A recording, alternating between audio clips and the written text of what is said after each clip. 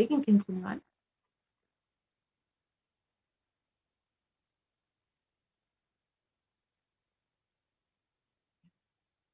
So if you are here, it means existence wants you to be here in this form.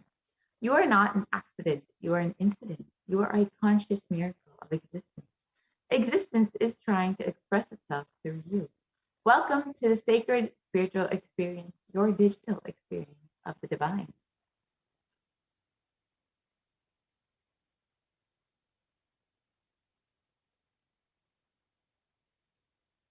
This may be what you think as your first time in the presence of a divine cosmic being, but this is not the first time this energy has graced the planet Earth. If you are watching this now, it is not a coincidence.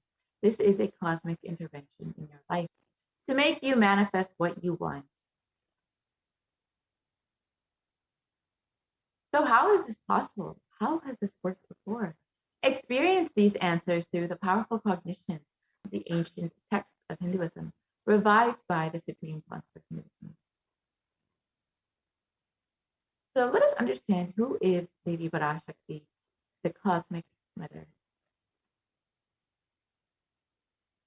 Devi is the ultimate pure feminine consciousness, the cosmic mother. She is the source Shakti. It is her cosmic womb, the Brahmanda Yoni, from which billions of universes come out and go in. Source where the Big Bang and black hole go on. Parashakti is the main deity of the sacred feminine and the divine consort of Bhagavan Paramashiva, who is a primordial divinity of Hinduism. In the words of the Supreme Concept of Hinduism himself, first and foremost relationship is mother. The ability to learn, even idea to relate, starts with mother. How to relate starts with the mother. Understand your idea to relate. Your ability to relate starts with the mother. Mother is too important way to connect with what you think as life. The Vedic tradition, our rishis are aware.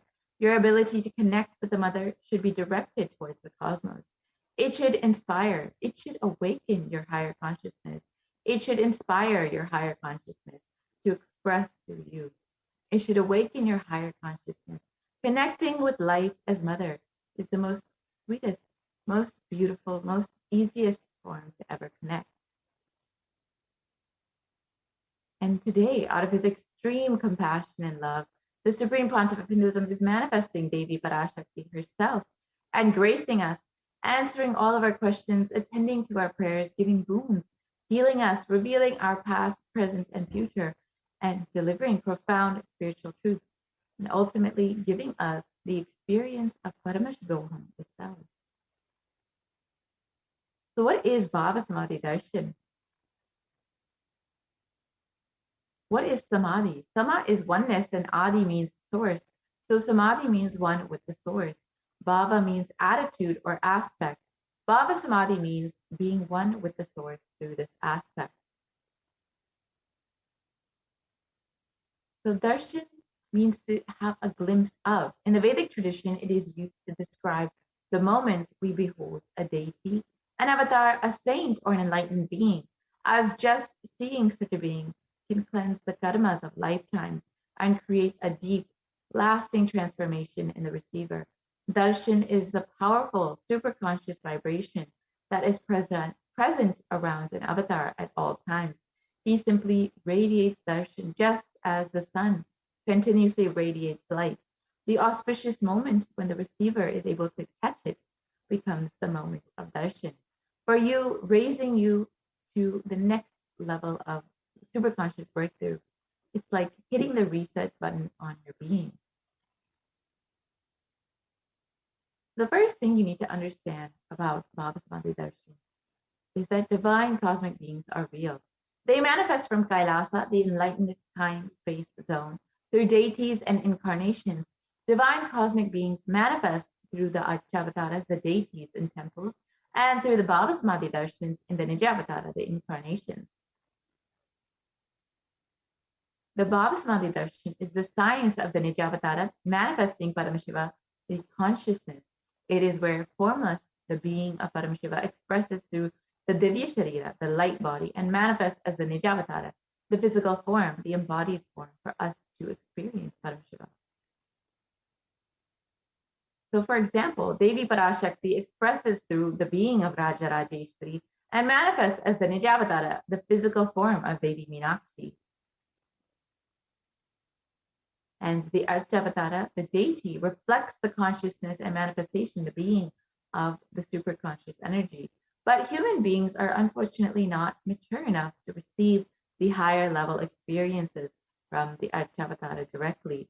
So the avatar, the physical embodied form, comes down to bridge the gap and create the experience of superconscious energy in all of us. Bhava Samadhi Darshan awakens your Kundalini Shakti, which is the latent energy in every human being. This influx of superconscious energy visibly slows down the aging process, improves immunity to disease. During this darshan, the whole brain becomes alive, turning into a superconductor of conscious energies that heal, empower, and transform our lives. During Bhava Samadhi Darshan, our neurons mirror that of the avatar. The mirror neurons activate and process all the observed movements or information of the avatar just by seeing. That is, the entire body can silently, without moving, receive what is happening elsewhere through a process of direct observation, experiencing the superconscious energy radiated by the avatar. So the Akashic readings are not predictions, they are readings from the cosmic archive. Beyond space, creation, and destruction happen simultaneously. In the dimension of time starts the past, present, and future, because Akashic records are stored in Akasha, the space dimension. There is no past, present, and future. That is why what you call as happening, and yet to happen are clearly already recorded. Let us understand who is the Supreme Pontiff of Hinduism, who is manifesting Devi Parashakti for each and every one of us. The Supreme Pontiff of Hinduism, Jagat Guru Mahasanitanam, His Divine Holiness Bhagavan Nithyananda Paramashivam, is the reviver of Kailasa, a macrocosmic ancient enlightened Hindu civilizational nation. The Supreme Pontiff of Hinduism is the 1008th incarnation of Paramashiva as per Hinduism and is recognized by his predecessors who are enlightened masters and adepts. The Supreme Pontiff of Hinduism has made the science of power manifestation, yoga, and temple-based universities as a lifestyle for humanity. The Supreme Pontiff of Hinduism is ordained as the 233rd Guru Mahasanidanam of the Kanchi Kailasa Sarvajnapeetham, is the incumbent emperor of the Suryavamshi Surangi Samrajyam, is the present 293rd Jagat Guru Mahasanidanam of the Kailasonatha Shyamla Pita Sarvajnapeetham, and is the present Mahamandaleshwar of the Mahanirvani Akala, the largest apex monastic order. And the Supreme Pontiff of Hinduism is the 1008th Acharya Mahamandaleshwar of the Atalakada, is the present 23rd Guru Mahasanidanam of the Dharmamukti Swarat Guru Adinam, and has been elected as the Supreme Pontiff of Hinduism by a congregation of over 1,000 plus Hindu leaders. The Supreme Pontiff of Hinduism is revered as a teacher of Hinduism, the most prolific, most viewed and read and watched, and has authored over 300 books, 10,000 articles in 3 languages, English, Tamil, and Sanskrit, which have been translated into 50 languages with over 1,000 titles. The Supreme Pontiff of Hinduism has over 20 million copies of books and articles sold, read, and downloaded, and over 10,000 hours of discourses delivered. The Supreme Pontiff of Hinduism has enriched and enriched over 1 billion lives digitally, and is respected as the commentator of all sacred scriptures, such as the Upanishads, Bhagavad Gita, Shiva Sutras, Brahma Sutras, Yoga Sutras, Ashtavakra Gita, Jain Sutras, and many more. The Supreme Pontiff of Hinduism is honored as a leader of Hinduism, the most awarded, internationally recognized Hindu leader, is a reviver of 108 ancient Hindu sampradayas, including Rudrakanyas, Rudras, Rishis, Rishikas, Bhairavas, Bhairavis, and Sannyas. And the Supreme Pontiff of Hinduism is the establisher of the largest Hindu university, HDH Nithyananda Hindu University, with satellite campuses in 150 countries. The Supreme Pontiff of Hinduism is the establisher of 1,000 plus Kailasa enlightenment ecosystems, and is a founder and reviver of over 100 Sarvajnapeethams. And the Supreme Concept of Hinduism is the collector of the largest Hindu library with over 1 million books and over 20 million digital books. So now with this, we will have this program and be entering into the demonstration of the extraordinary Shakti, the powers of Paramashiva we'll be witnessing this from the Gurukul Balasan, the initiated disciples of the Supreme Concept of Hinduism. So I welcome Nithyananda Yoga Prana. Thank you for joining us. So now we will witness all of the extraordinary powers demonstrated by the Gurukul Balasan after we understand what are Shaktis and how we also will be able to manifest these Shaktis today. So I will let my Yoga Prana take over. Thank you, Ma. Yes. Thank you so much, Manitya Purnapriyananda, for that beautiful introduction to this program. Let us now enter into the next segment, which is the manifestation of extraordinary Shaktis. So all of you are going to be witnessing the demonstration of extraordinary Shaktis. And the Balasans, the Nithyananda Yogis, and initiated disciples will be demonstrating the following powers of third eye and the body's scanning. Power of third eye is where one can awaken the ability to see through the cosmic browsing center, which is located between the brows, and can even read with the eyes blindfolded, just as they see with their two eyes. And this power of body scanning is where one awakens the abilities to scan illnesses, diseases, medically diagnosed issues, and even reveal solutions through the third eye. And all of you are going to be learning about what are Shaktis and how you can awaken these divine Shaktis in yourself, so you yourself can manifest these powers. Shaktis in the Veda Agamas, which are the source scriptures of Hinduism, Paramashiva reveals in elaborate detail that every human being is hardwired to be able to manifest these 463 plus extraordinary Shaktis. And Paramashiva reveals that just with the cognition that you are the divine and that you need to manifest the divine, you can manifest these extraordinary Shaktis, not with the cognition that you are a man and that you need to reach the divine. And let us learn the fundamental difference between Shaktis and Shaktis. Shaktis are the powers which manifest from deep integrity, high integrity and feeling connection with the divine and deep oneness with the divine. And Shaktis are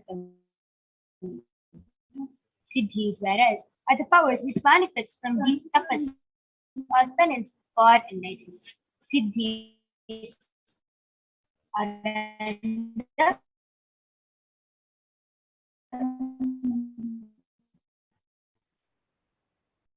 path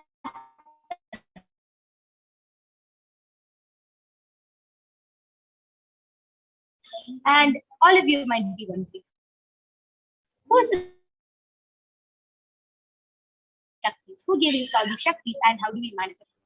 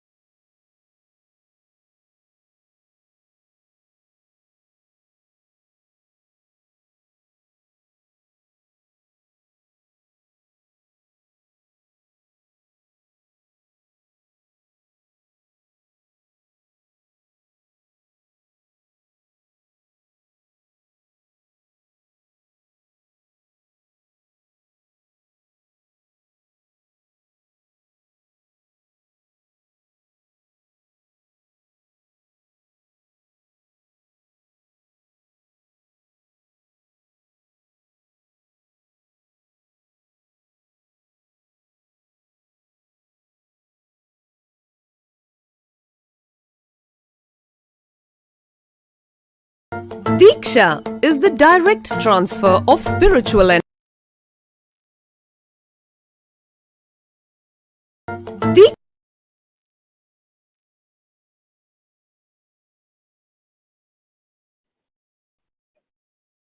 Sorry for the technical glitch. Let's not continue. So, how do we awaken these? Yes, when every ultimately Nana is not into our consciousness, it becomes a possibility and the power of it.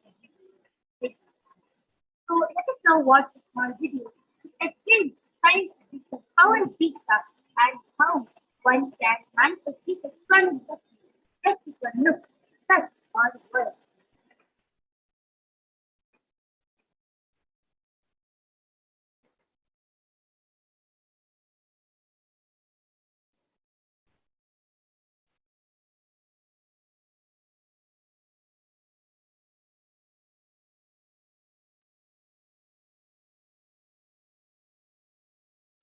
Diksha is the direct transfer of spiritual energy by an enlightened being through look, word, or touch.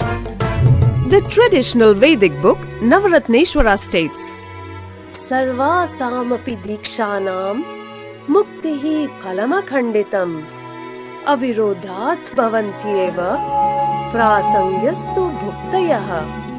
The main benefit of all initiations is moksha, enlightenment.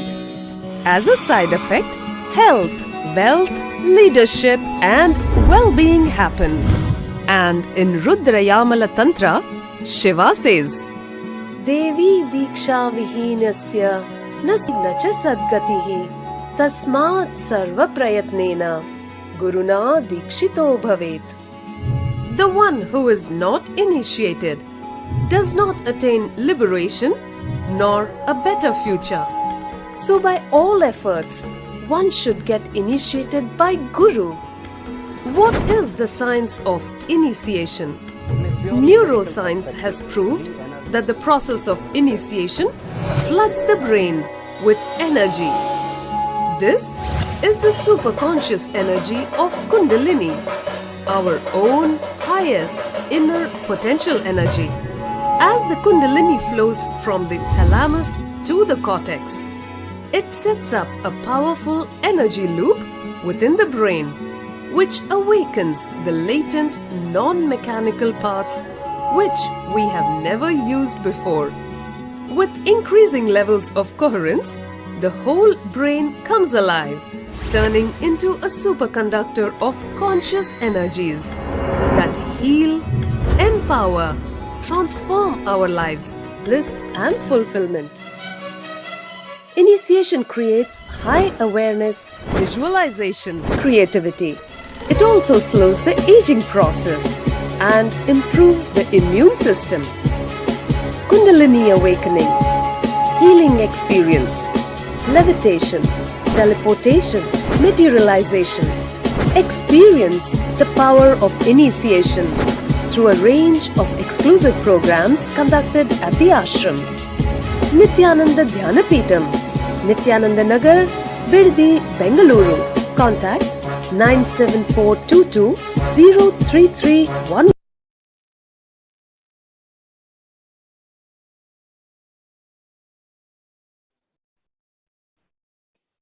So let us now continue to see how the science of manifestation is authenticated in the four aspects of the object. First, it is are the eternal unchangeable truths that are seen. Next is the art of phenomena, which is the experience of ourselves or the authority may be teaching and scientific to practice and research. Next is the art of phenomena, which is the experience of the remains of that experience. So, this divine woman is Bhagavan can experience of manifestation at last. The empirical evidence or observation done on the science of power. So let us now move on into the Shastra Pranaya before we begin with a very unique and exciting demonstration of power law. Let us now move on to Shastra Pranaya, which is from the beginning of Bhairava Tantra. Kapalantar manonyasa Tanmilitalochanaha Ramena Manato Datyat Yaye Laksamuttamam. By fixing the mind on the inner state, within the ground center, sitting stably without any movement, having the eyes closed in succession by the stability of the mind and inner state, the power of the third eye, one directly sees the ultimate goal Laksham by having the vision beyond the sight that reveals any object or place, attaining the state of oneness with the source Paramashiva. Next, the after Bhagavan Krishna indicates power of third. So Bhagavan Krishna indicates power of third eye. He says, Natumam shakyate drashtum anenaiva svachakshusha divyam dadami te chakshuhu Aishwaram. But you cannot see my cosmic form with these physical eyes of yours. Therefore I grant you the divine third eye. Behold my cosmic opulence. The chapter of Gita beautifully contains as it is completely narrated by Krishna after the power of the next is the Atma, where property gives this that he will experience of how he will get the true experience of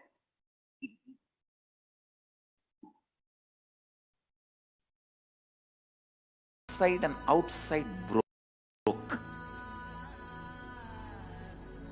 The first experience is that I was able to see everything around me, above me, the whole 360-degree direction.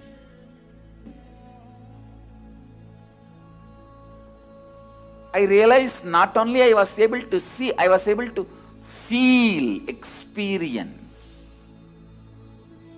I felt that the skin of the stone on rock on which I was sitting and the skin of this body both carry me equally.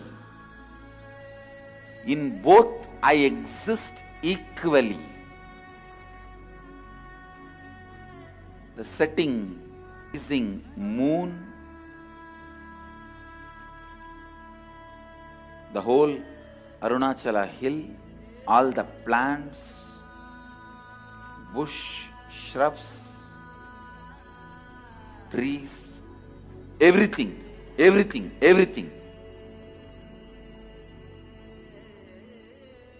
just became so alive. The idea, something is inside,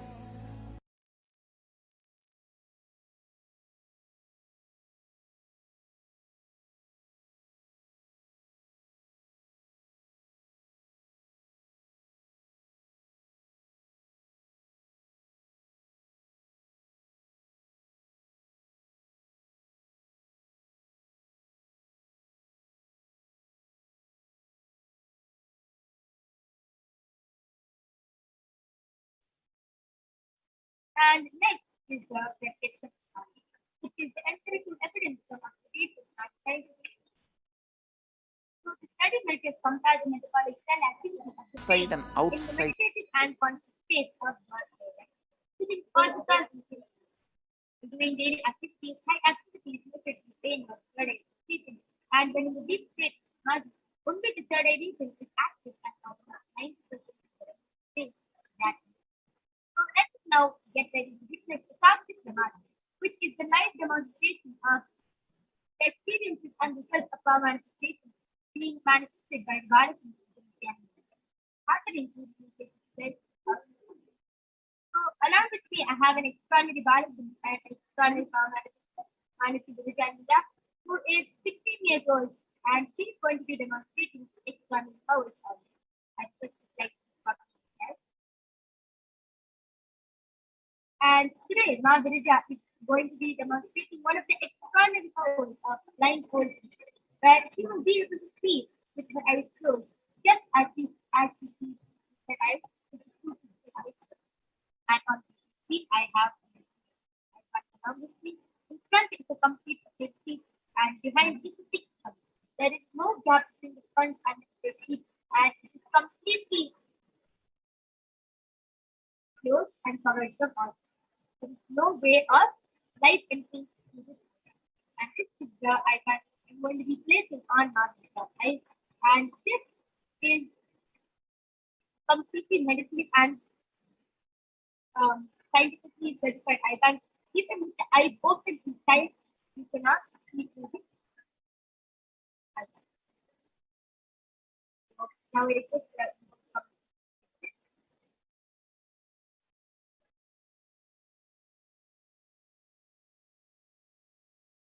Just before that, I'm going to be placing the icon on my eyes. Yes, starting icon and placing the icon.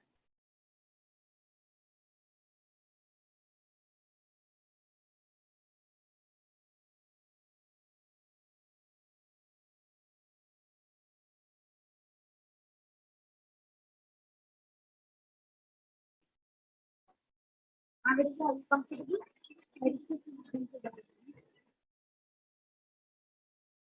now, quality 50 Margarita is completely comfortable and yes. I request all of you to go ahead, put any comments you want on the Kainasas HDH Nithyananda channel and Margarita is going to be reading out your comments. Go ahead, post emojis, numbers, shapes, letters, anything you want and Margarita is going to be reading it.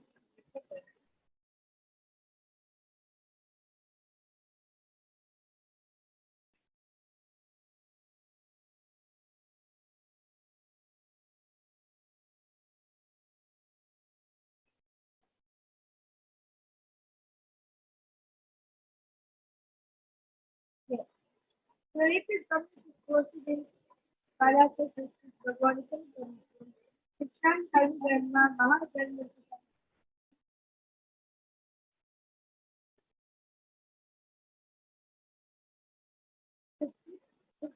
Krishnan must have Lord. How often do those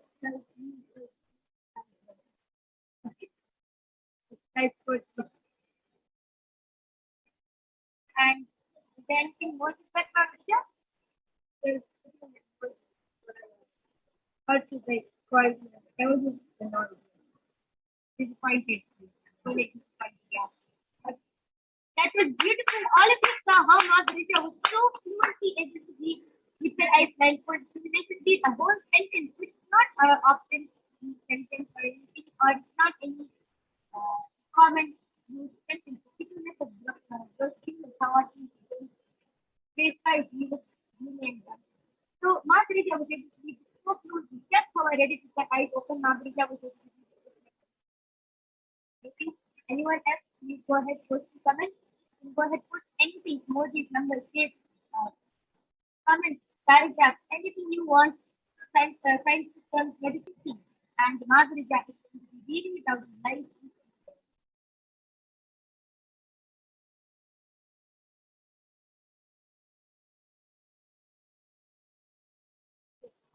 Mahaprabhu that's not called enough. Yes. Thank you for telling us, Mahajan, in this Nithyananda. We will surely be posting it. We complete for the technical. Nithya Perumal before Nithyananda has a birth season. So beautiful. How Margarita was able to read with her eyes so fluently as it are open. And he is able to read the colors, he was able to see the numbers, he was able to see the comments, he was able to read the names, emojis, everything amazing, so beautiful. And this is all because of grace. Just to grace is one we were able to manifest this extraordinary. If you look at the manifestation, I'm now going to be reading about adequate coming to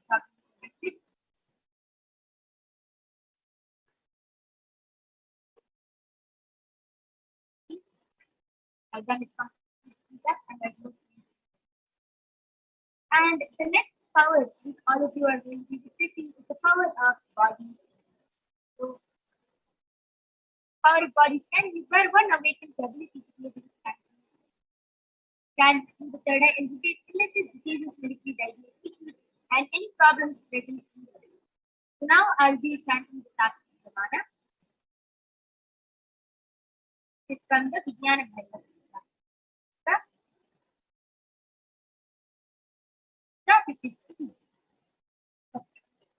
पदेहे जगतो वापि सूक्ष्मतराणि च तत्त्वानि यानि निलयम् यात्वान्ते व्यज्यते परा.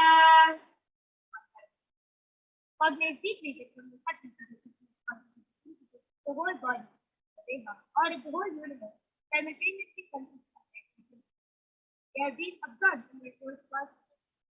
And by the experience of successful balance, one becomes complete with all the thoughts and ultimately universal by our Parashakti. The ultimate is within and the supreme power of nature.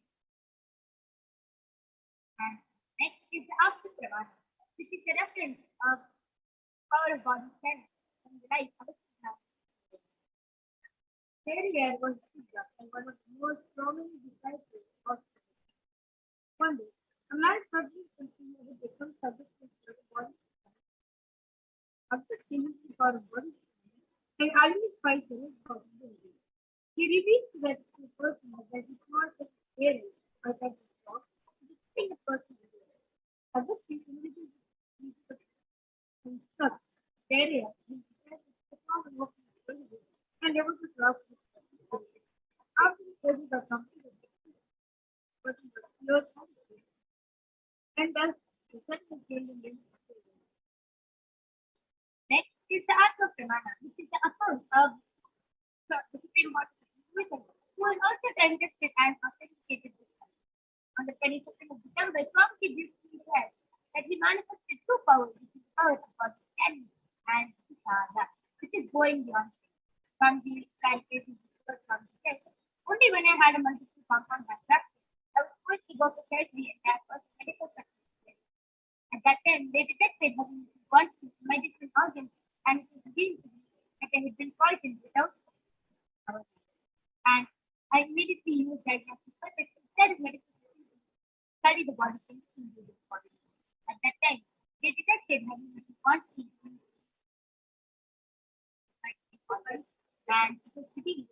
importance of Amma. I immediately knew that method to study medical facilities to study the body condition. And through the body scanning, I found out what problems had happened by the body. I knew allopathy is taking feeling that she is beside us. And all these avatars in incarnation, even though they did not any incident that happens to them, is not an accident, it is a divine. It is divine play. Unlike the Catholic who are various disciples across the club using the power of body design and implement the department with the department with the design in the day-to-day life. And many experience that you can see over and how despite doing for the boys and so much of energy they are able to manage in that life. They do not see them during the body. Episode which is a live practice done by Baltic Publishing Global Artists and Publishing. We'll be right back to you. And meanwhile, those reviews is watching us right now. I request all of you if you want the body scanning, please go forward in the comment section of the YouTube channel and we'll be doing the scanning live from there.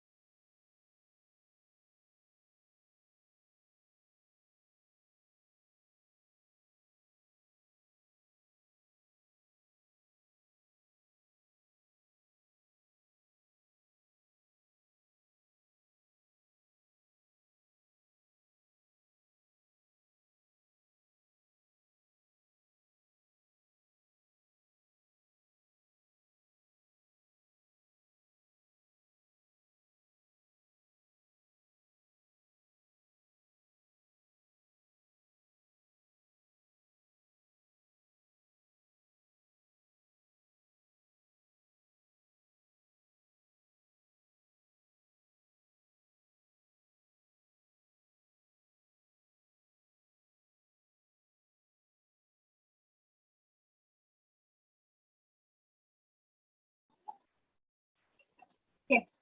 So I'm back with the biology ability and Nithyananda, who is 13 years old, and she is going to be demonstrating this extraordinary Shakti to all of you today. And any one of you wants the body scanning, please go ahead, share your request in the Kailasa HDH Nithyananda channel, and Brahmanaga will gladly be doing the body scan. Present, let us all understand the power of body scanning. What is the difference between going to a doctor and getting a body? When you go to a doctor, you can the doctor will diagnose you. You tell, okay, you have this problem, you have this type of disease, or whatever the doctor diagnoses. And then that doctor will give you a medicine, give you a but the doctor, the one thing they can understand is the root cause of that. Why the problem starts in the body? Because our body is very misleading. The man of the body is very misleading. Not a disease, after anything can be related to something completely. Sometimes the earth can be even related to you not digesting the food properly. It can be related to you actually like this. What can be related to anything. Even the biggest of cancer, even the deadliest of diseases can be related to something so simple like this. And that is the one thing the doctor will never find out. What is the catalyst? When the third eye scans your body, immediately the first thing you should do is how the problem started in the body. whether it is do not benefit or suffering, whether it is just a constant not actual problem, or whether it is a completely something, or whether it is just actually about something. That is the power of the it reveals exactly the root cause of the problem, why it started in the field, and it reveals the solution for the future. Many people have tried, but they are not even related to it. And even if you're not able to do it, if you follow the physical service for you, you will actually see that you will get completely from documentation. Because Paramashiva gives the third eye for root cause.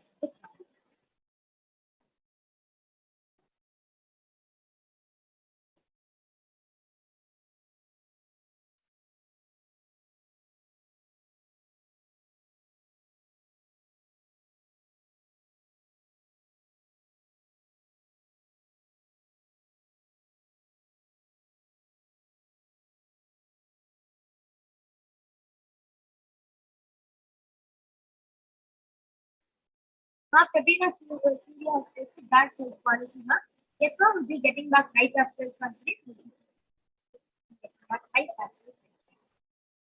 So then I request all of you go ahead, put your comments in the Kailasa's channel and we'll be getting back.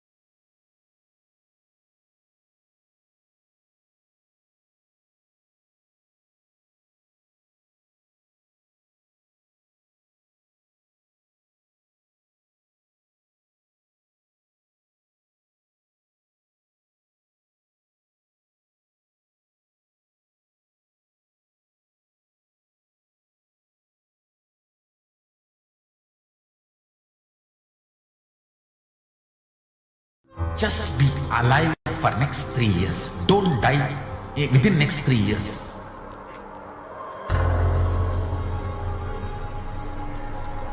Just don't die within next 3 years. Be alive. Somehow be alive. I'm working sincerely. I will reach you somehow. Somehow. It's my commitment to humanity.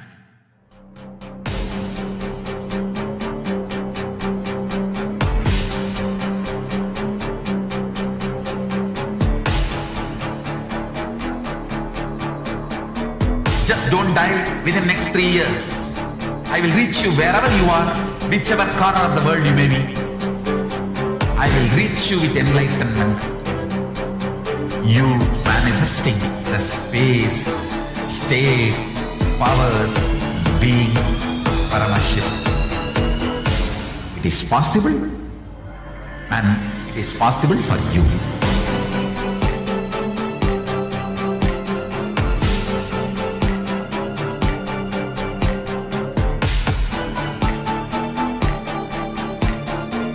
Paramashivoham will reach you with enlightenment science. I know he is going to do the job. Just me.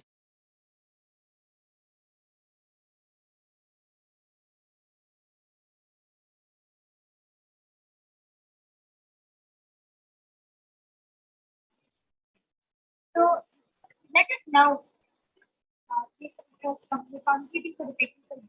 Let's now continue. Ma Pravina Surya says, Ma, please help me.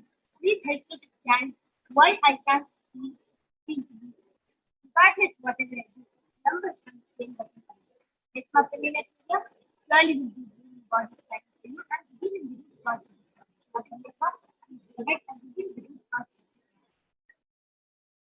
Now, Brahma Yoga is going to be chanting the Mahavakya and he will be connecting to Paramashiva and begin the root cause. Om Nithyananda Paramashivoham. Om Nithyananda Paramashivoham. Om Nithyananda Paramashivoham.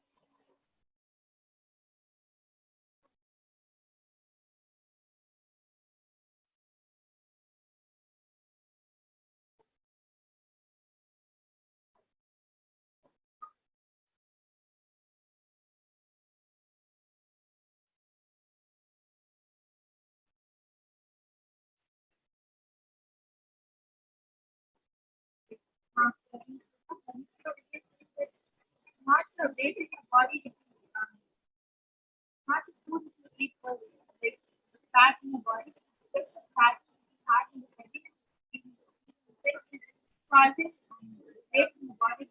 So every day should breathe and be like me. And there are many conscious techniques on how to even do. So that's one technique, like training techniques, technique, and also that. See that results start coming into you and you actually start using the way. First thing, that you really start and subsequent, these are becoming mechanisms. That's completely all the happening.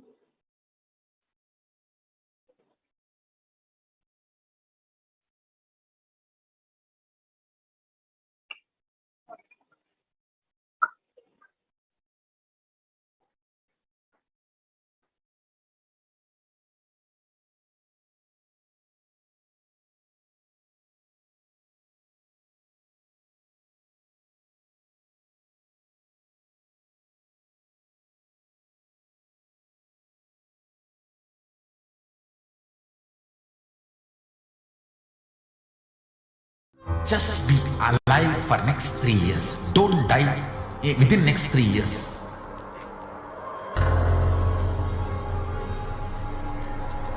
Just don't die within next 3 years.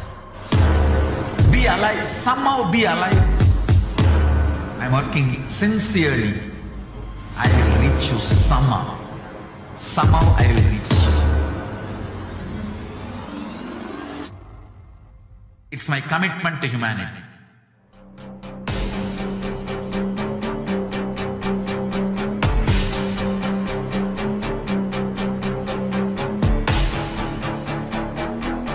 Don't die within next 3 years.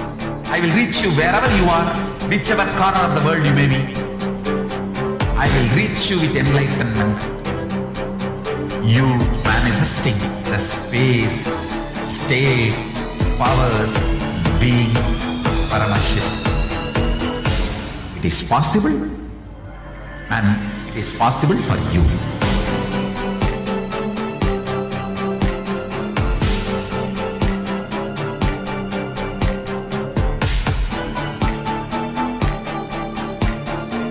Paramashivoham will reach you with enlightenment science. I know he is going to do the job. Just be alive for next 3 years. Nothing else. What I mean by the word e-Kailasa, listen intensely. Enlightenment ecosystem, literally enlightenment itself, in your own home, wherever you are. If you cannot come to Kailasa, it's okay. Kailasa can come to you. Kailasa coming to you is e-Kailasa.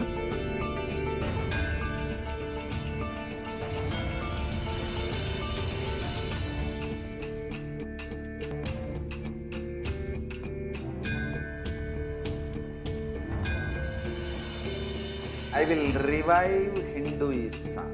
I am a Hindu revivalist, not by any revolution, but by evolution.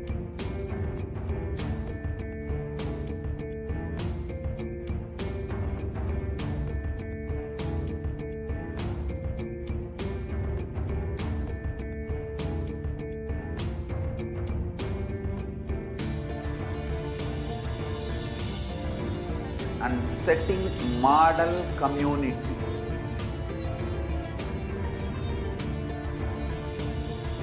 Kailasa, enlightenment ecosystems.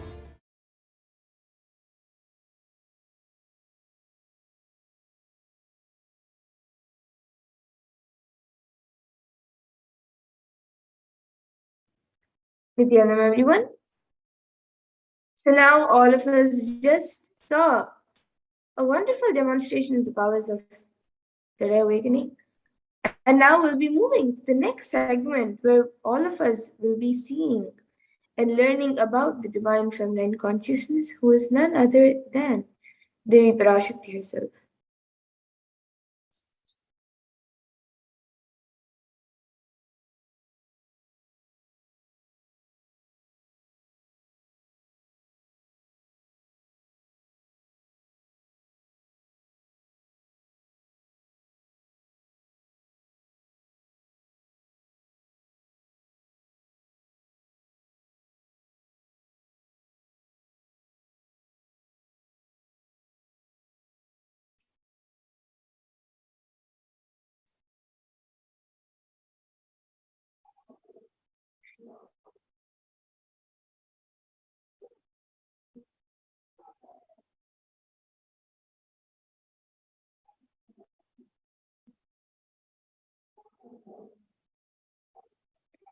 And as we had the power manifestation segment before,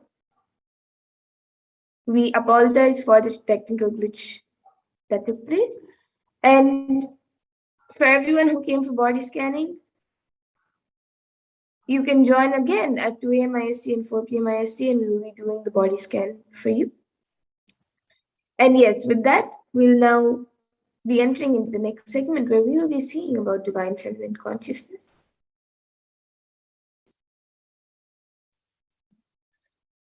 So we'll be first looking at the Dhyana Shloka of Devi Parashakti, which comes from the Lalita Sahasranama Dhyana Shloka. सिन्दूरारुण विग्रहां त्रिनयनामानिक्यमौलिः स्फुरत् तारानायकशेखरां स्मितमुखीं मापीनवक्षोरुहां पाणिभ्यामलिपूर्णरत्नचषकं रक्तोत्पलं बिभ्रतीं सौम्यां रत्नघटस्थरक्तचरणां ध्यायेत् परामम्बिकाम्. The translation for this verse is the Divine Mother is to be meditated upon, as shining in a vermilion red body, with triple eyes, sporting a crown of rubies, studded with the crescent moon, a face all smiles, a splendid bust, one hand holding a jewel cup brimming with mead, and the other twirling a red lotus. And another Dhyana shloka of the Parashakti, which comes from the Lalita Sahasranama Dhyana shloka. अरुणां करुणातरङ्गताक्षीं धृतपाशाङ्कुशपुष्पबाणचापाम् अनिमादिभिरावृतां मयूकैः रहमित्येव विभावये भवानीम्. And the translation for this verse is, I meditate on the great Empress. She is red in color and her eyes are full of compassion. She holds the nose, the gourd, the bow, and the flowery arrow in her hands. She is surrounded on all sides by powers such as anima furays, and she is the self within me. And Devi Parashakti is the ultimate pure feminine consciousness. Parashakti is the cosmic mother. It is her cosmic womb from which billions and billions of universes manifest. And Parashakti is the source Shakti, the source energy, the source power from which all of us came, in which all of us are in even now, and in which all of us are going to merge. And out of extreme love and compassion, Parashakti herself is manifesting through the embodied form as the Nijavatar of the Supreme Point of Hinduism, Jagat Guru Mahasannidhanam, His Divine Holiness Bhagavan Nithyananda Paramashivam, gracing us, answering all of our questions, attending to our prayers, giving boons, healing us, revealing our past, present, and future, delivering profound spiritual truths, and ultimately giving us the experience of Paramashivoham itself. And Devi Parashakti beautifully says how she manifests as the Nijavatar of the Supreme Point of Hinduism. So in the words of Devi Parashakti herself, she says, raising as Omkara, expressing as Vedas and Agamas, blossomed as Hrimkara, filled as Parashodasi, living in 40 triangles, the Kailasha Swami who is in Kailasha, Sri Purachintamani, Parashodasi, sitting as part of Paramashiva, Parameshwari who rules the world, Paramashakti, Manonmani, Meenakshi, as Nithyananda, I took Nijavatara here to give good boons to everyone, to bestow all goodness. Hiranyagarbha Swarupini, Brahmanda Yoni, Shami, Chandramauli, Rapala, Aparna, Uma, Parvati, Savitri, Navayavana, Samrajya Lakshmi, Parameshwari, Parashodasi, Meenakshi, taking the form of Nithyananda, I came here as Nijavatara. With great compassion and blessing, listen people, to do good to all of you. I took the form of Nithyananda and came down as Nijavatara.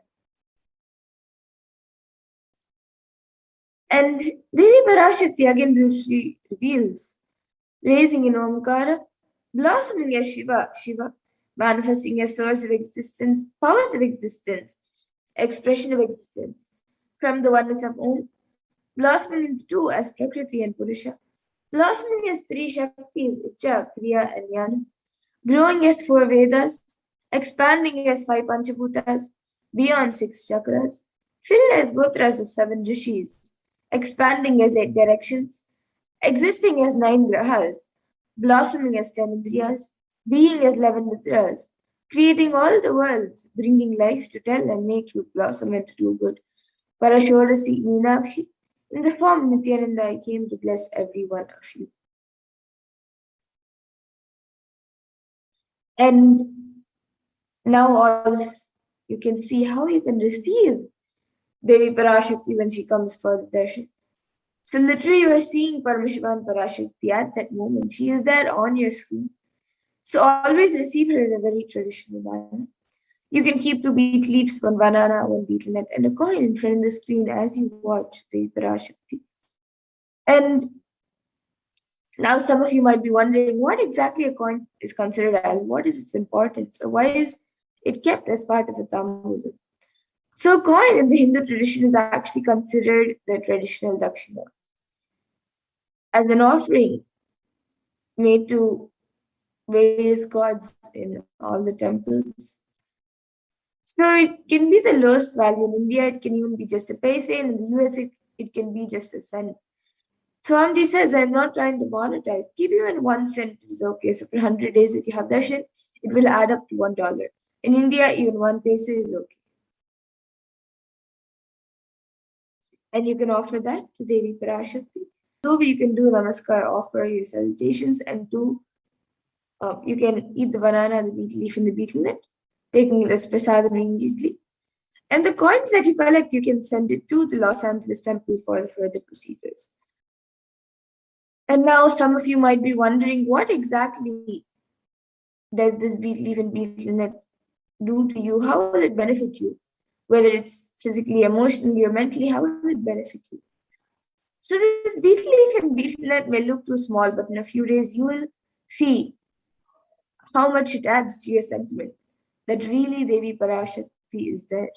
You will not take the Devi darshan for granted. Rituals will break your monotonous unconscious mentality and lifestyle and remind you and raise you to powerful cognitions. It will break your unconscious behavior. And now all of you can see how you can set up the tambulam. So you can arrange the beet leaves, the betel nut, the banana, and the coin. You can arrange it in a plate and keep it in front of the screen. And as all of you are seeing the image, there are a few more additional items which can be kept as part of tambulam, which you could keep, such as some kumkum, turmeric, some glass bangles, some flowers, and a coconut. So if you would like, you can also add these few additional items. But the 4 basic items that are kept as part of the tambulam is the betel leaf, the betel nut, the banana, and the coin. So you can keep it in front of the screen as you watch the Parashakti, and you can receive the Parashakti when she comes for the darshan. And with that, we come to a conclusion of this segment where we have learned who is Devi Parashakti and how we can receive her when she comes for the darshan. And we'll be moving on to the next segment of this program where we will be learning what Devi Parashakti has revealed in the Akashic readings for humanity on various problems that the world is going through, especially during this pandemic. So we'll be learning what she has revealed in the Akashic readings and how important it is for us to understand, internalize, and follow what Devi Parashakti has revealed. So please stay tuned and we'll be back after a really short break to move on to the next segment.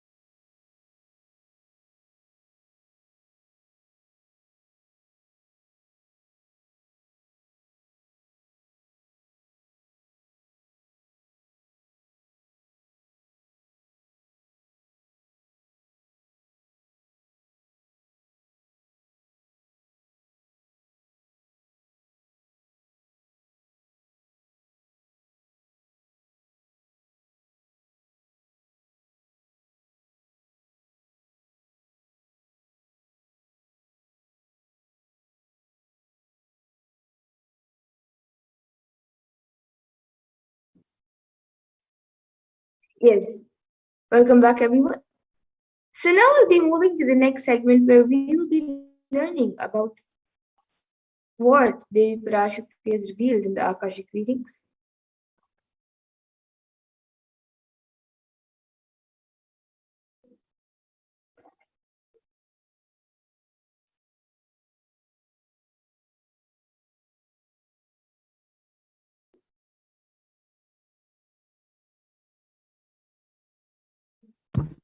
Yes, Nithyananda.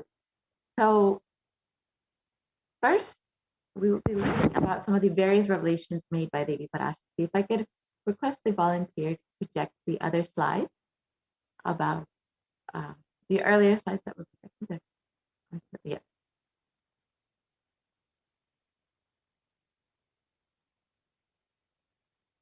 So let us understand some of the various revelations made by Devi Parashakti and how they have manifested in our reality.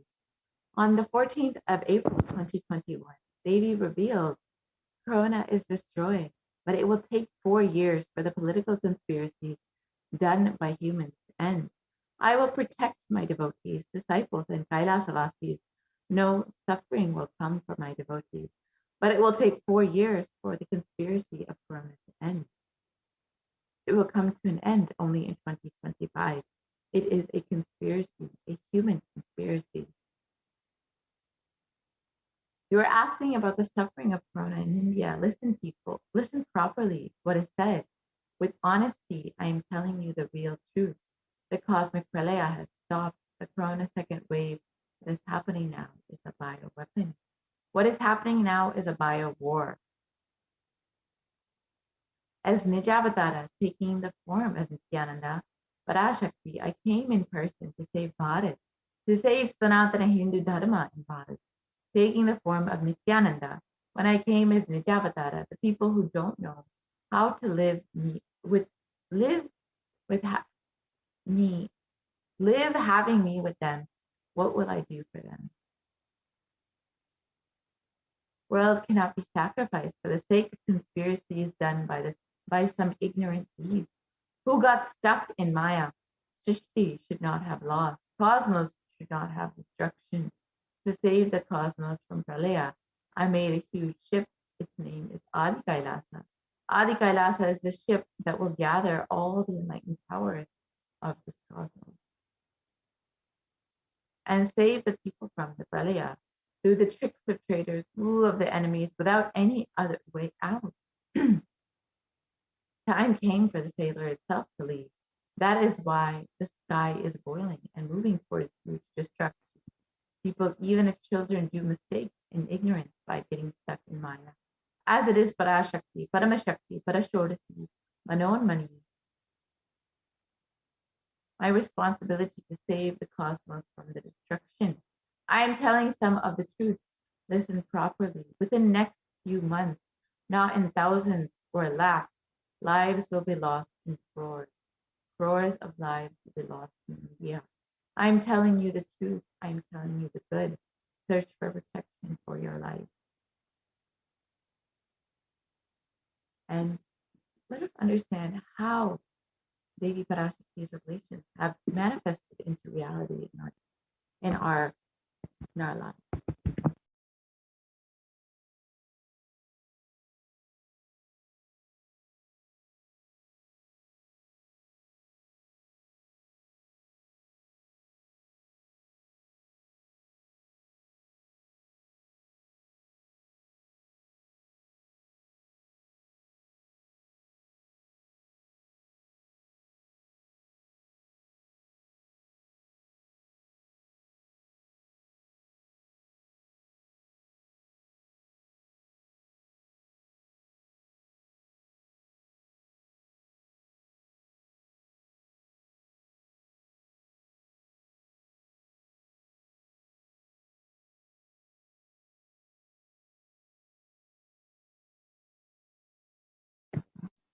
In May, it was reported that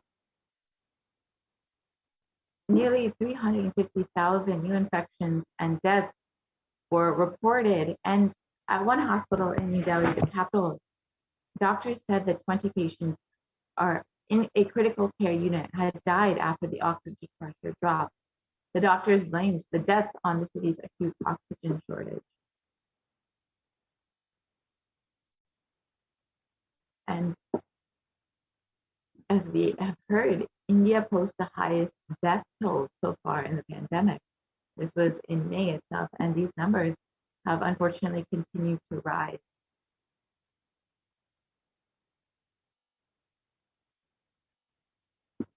And you can see how the bodies are literally burning in the streets from not the crematoriums being packed to capacity. Bodies are unfortunately being burned in the streets without any place for their rituals to be properly done.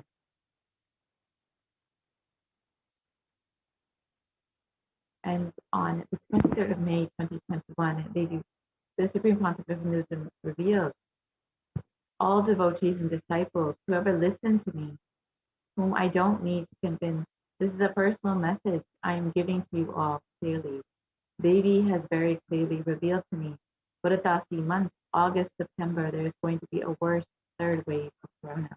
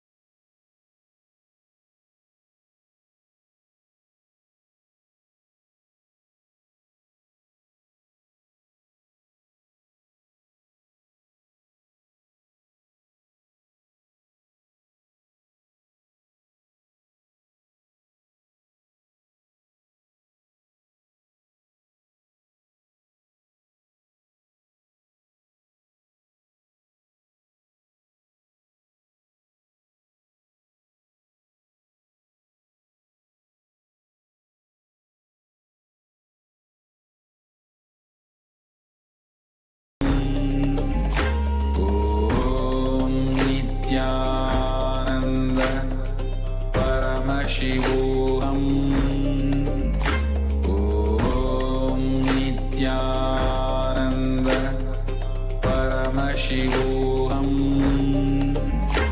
Om Nithyananda Paramashivoham. Om Nithyananda Paramashivoham. Paramashivoham.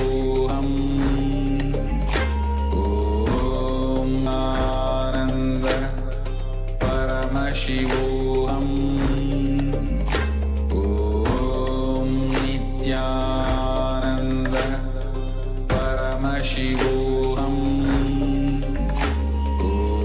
Om Nithyananda Paramashivoham. Nithyananda Paramashivoham. Om Nithyananda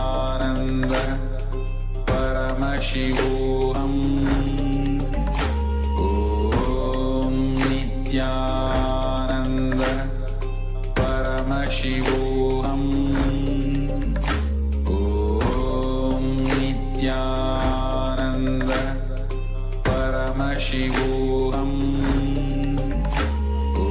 Om Nithyananda Paramashivoham.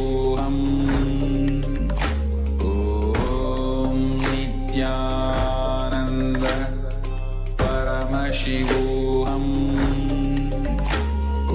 Om Nithyananda Paramashivoham.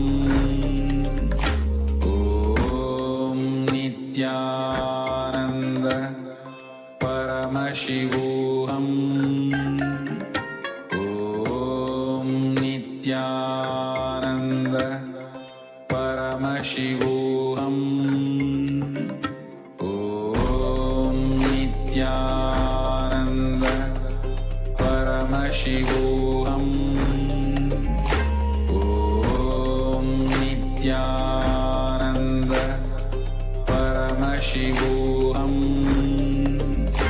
Om Ananda Paramashivoham. Om Nithyananda Paramashivoham. Om Nithyananda Paramashivoham. Om Nithyananda Paramashivoham. Om Nithyananda Paramashivoham. Om Nithyananda Paramashivoham. Om Nithyananda Paramashivoham. Om Nithyananda Paramashivoham. Again, and welcome back to you. Sorry for the technical glitch. So let us understand some of the various revelations made by Devi Parashakti for humanity during this pralaya. First, let us understand the compassion of the avatar for manifesting Devi Parashakti in our lives. In the Guru Padaka Stotram, composed by Adi Shankaracharya, the very first verse describes how the Guru Padaka is the sacred feet of the Guru is the boat that helps us cross the Ananta Samsara Samudra, the seemingly endless ocean of samsara or suffering.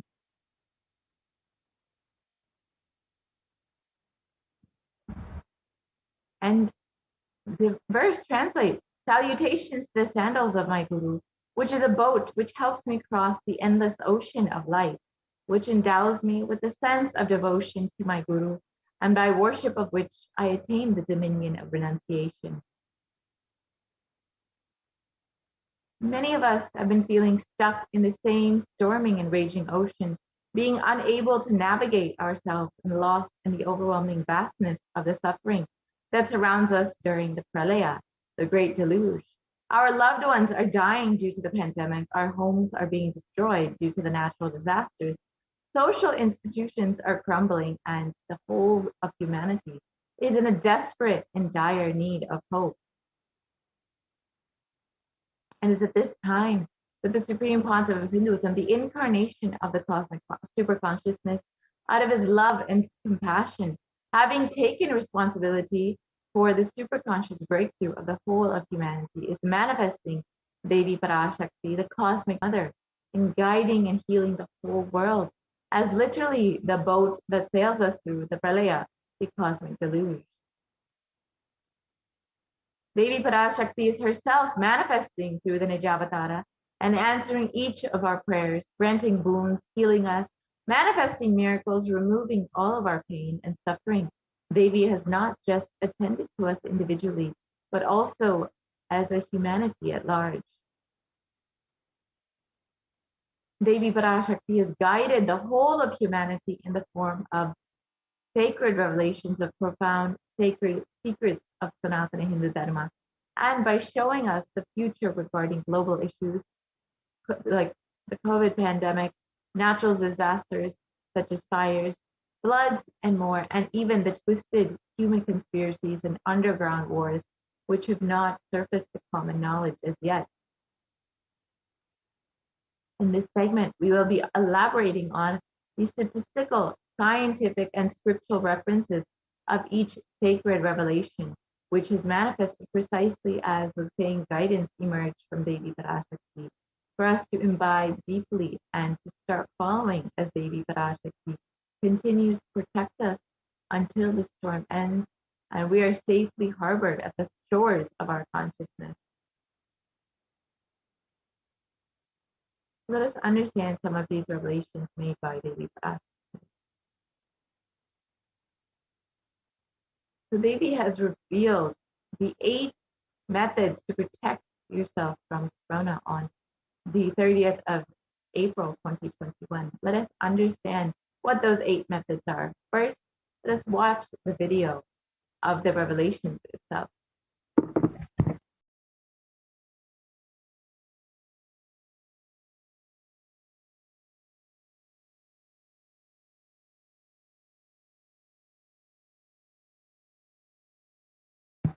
I don't think the audio is being shared. If I could request a volunteer to share the audio as well.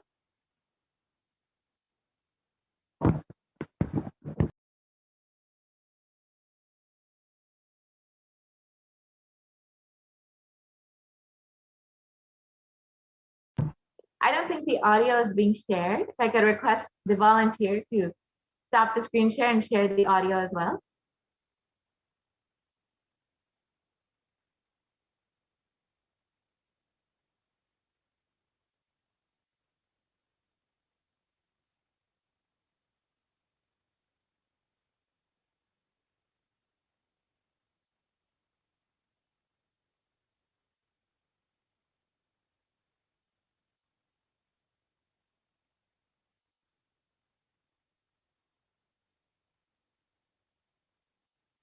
If we can.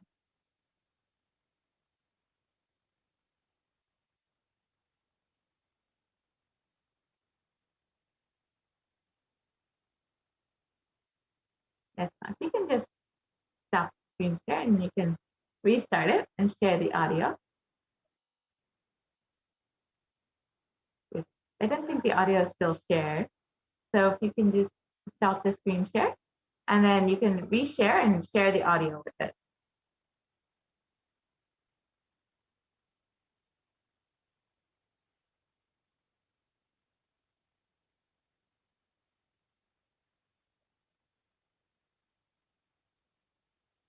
Yes. Sorry, Ma, I don't think the audio is shared still. So if you can just actually stop the screen share.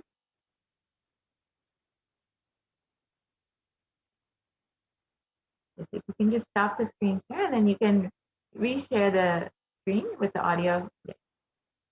So as we wait for that video to get ready, let us understand how we can ask our questions and have our prayers blessed by Devi Parashakti directly. You can ask any of your questions in the YouTube comments below during the live Devi Parashakti Akashic readings, as well as in Facebook, Instagram, Twitter, and even in WhatsApp. You can ask any of your questions and be blessed by Devi Parashakti directly. So yes, you can play the video now.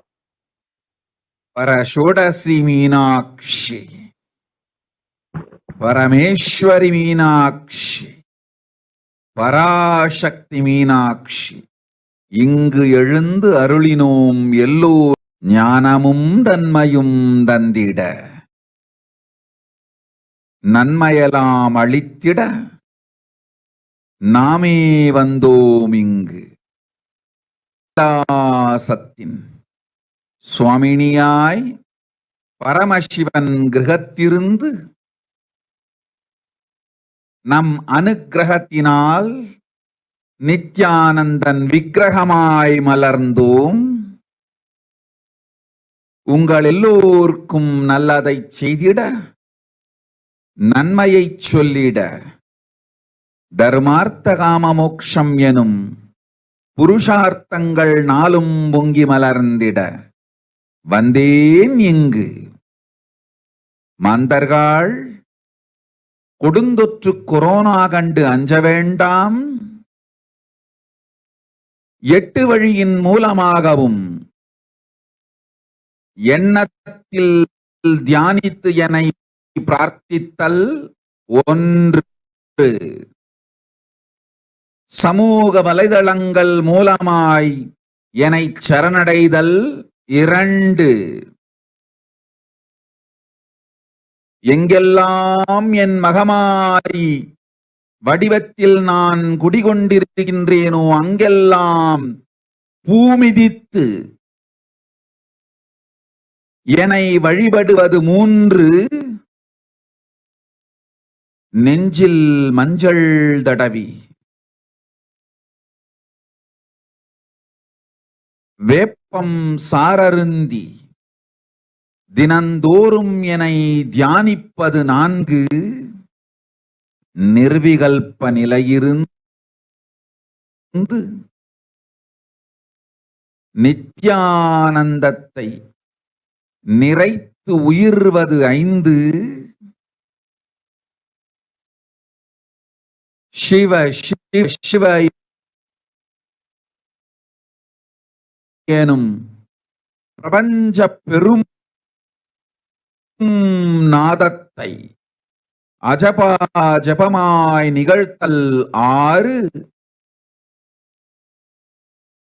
நிறைவான பூரண மனத்தோடு வாழைப்பழத்தோலும் வெங்காயமும் குதிகாலில் வைத்து பத்திட்டு நித்திரையில் அடங்குவது 7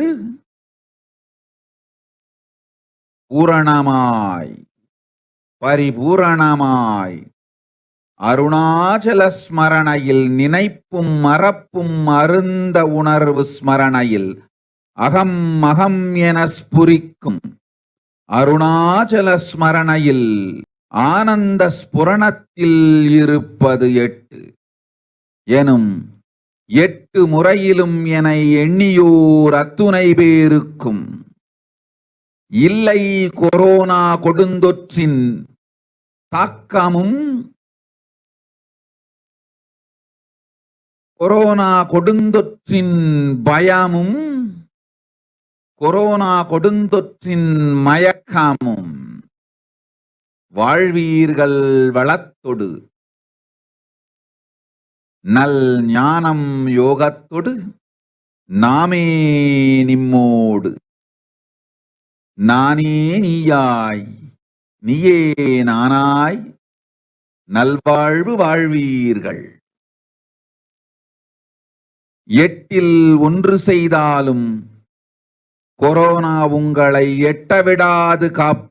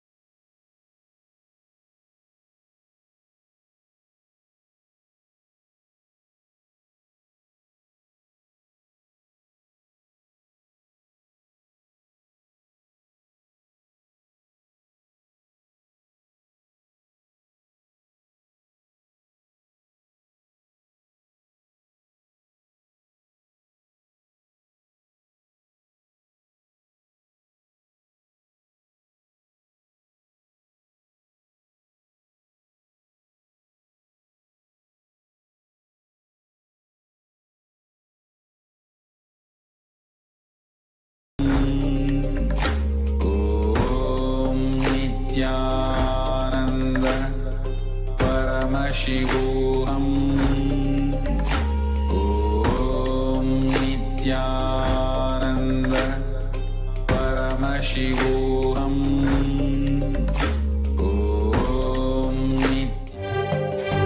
காளியின் ஆட்டத்தை ஆனந்தத்தை ஆனந்தத்தொடு ஆடிய ஆட்டத்தை கண்டோர் உயிருக்குளெல்லாம் இறங்கி குண்டலினி உயிர்ப்பிக்கச் செய்து மாய மனத்தின் இருளை அகற்றி மாயம் அழித்து மங்களம் தந்து குரு பக்தியும் சிவ பக்தியும் பரமசிவ பக்தியும் பரமசிவ சக்தியும் அளிக்கின்றேன். மனமாயை விடுத்து குரு பதத்தை பற்றுங்கள். நித்யானந்தமாய் நிஜாவதாரமாய் வந்துதித்த என்னை பற்றி வாழ்வில் எல்லா நலமும் பெற்றிடுங்கள். ஓம் ஓம் ஓம். யாதுமாகி நின்றாய் காளி, ஓம் காளி ஓம் சக்தி, ஓம் காளி ஓம் சக்தி, ஓம் சக்தி ஓம் சக்தி ஓம் சக்தி. ஓம் ஓம் ஓம் ஓம்.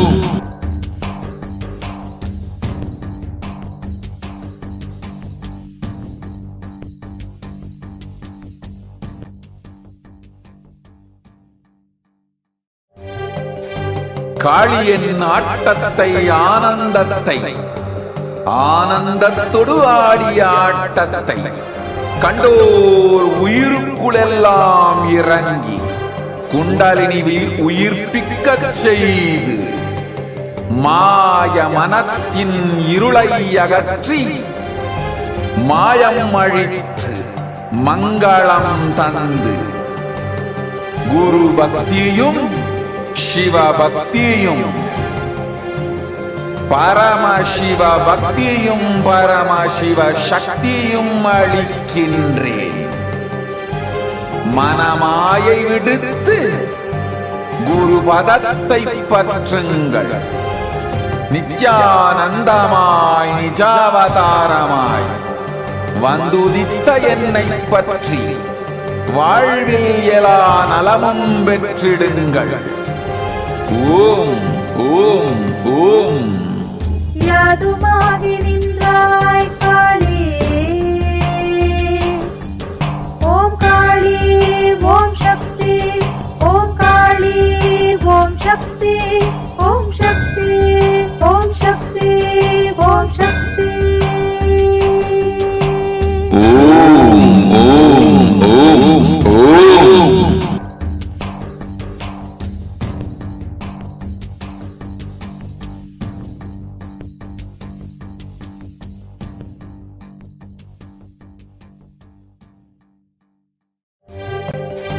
காளியின் ஆட்டத்தை ஆனந்தத்தை ஆனந்தத்தொடு ஆடிய ஆட்டத்தை கண்டோர் உயிருக்குளெல்லாம் இறங்கி குண்டலினி உயிர்ப்பிக்கச் செய்து மாய மனத்தின் இருளை அகற்றி மாயம் அழித்து மங்களம் தந்து குரு பக்தியும் சிவ பக்தியும் பரமசிவ பக்தியும் பரமசிவ சக்தியும் அளிக்கின்றேன். மனமாயை விடுத்து குரு பதத்தை பற்றுங்கள். நித்யானந்தமாய் நிஜாவதாரமாய் வந்துதித்த என்னை பற்றி வாழ்வில் எல்லா நலமும் பெற்றிடுங்கள். ஓம் ஓம் ஓம். யாதுமாகி நின்றாய் காளி, ஓம் காளி ஓம் சக்தி, ஓம் காளி ஓம் சக்தி, ஓம் சக்தி ஓம் சக்தி ஓம் சக்தி.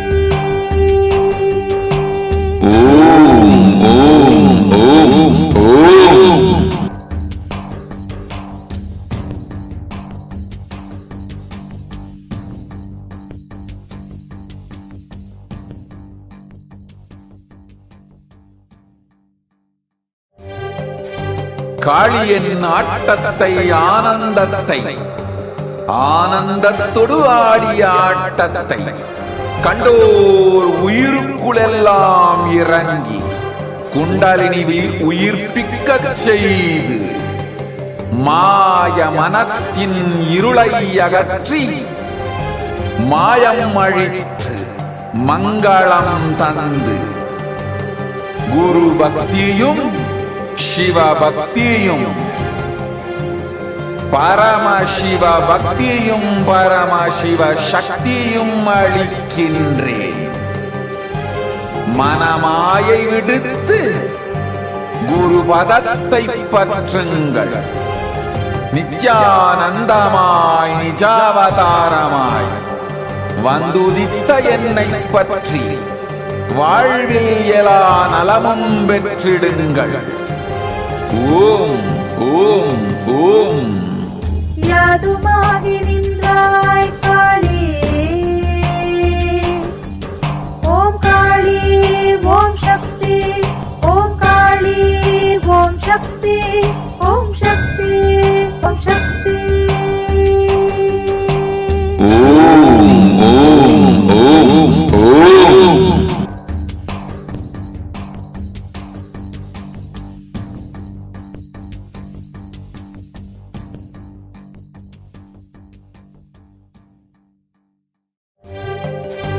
காளியின் ஆட்டத்தை ஆனந்தத்தை ஆனந்தத்தொடு ஆடிய ஆட்டத்தை கண்டோர் உயிருக்குளெல்லாம் இறங்கி குண்டலினிவில் உயிர்ப்பிக்கச் செய்து மாய மனத்தின் இருளை அகற்றி மாயம் அழித்து மங்களம் தந்து குரு பக்தியும் சிவ பக்தியும்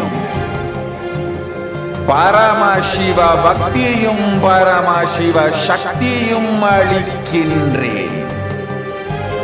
மனமாயை விடுத்து குரு பதத்தை பற்றுங்கள். நித்யானந்தமாய் நிஜாவதாரமாய் வந்துதித்த என்னை பற்றி வாழ்வில் எல்லா நலமும் பெற்றிடுங்கள். ஓம் ஓம் ஓம். யாதுமாகி நின்றாய் காளி,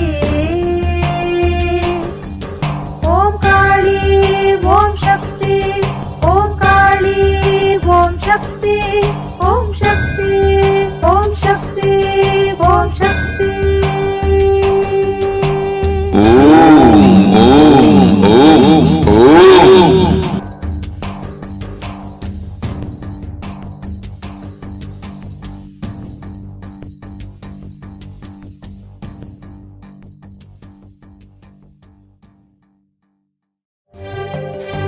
காளியின் ஆட்டத்தை ஆனந்தத்தை ஆனந்தத்தொடு ஆடிய ஆட்டத்தை கண்டோர் உயிருக்குளெல்லாம் இறங்கி குண்டலினிவில் உயிர்ப்பிக்கச் செய்து மாய மனத்தின் இருளை அகற்றி மாயம் அழித்து மங்களம் தந்து குரு பக்தியும் சிவ பக்தியும் பரமசிவ பக்தியும் பரமசிவ சக்தியும் அளிக்கின்றேன். மனமாயை விடுத்து குரு பதத்தை பற்றுங்கள். நித்யானந்தமாய் நிஜாவதாரமாய் வந்துதித்த என்னை பற்றி வாழ்வில் எல்லா நலமும் பெற்றிடுங்கள். ஓம் ஓம் ஓம். யாதுமாகி நின்றாய் காளி, ஓம் காளி ஓம் சக்தி, ஓம் காளி ஓம் சக்தி, ஓம் சக்தி ஓம் சக்தி ஓம் சக்தி. ஓம் ஓம் ஓம் ஓம்.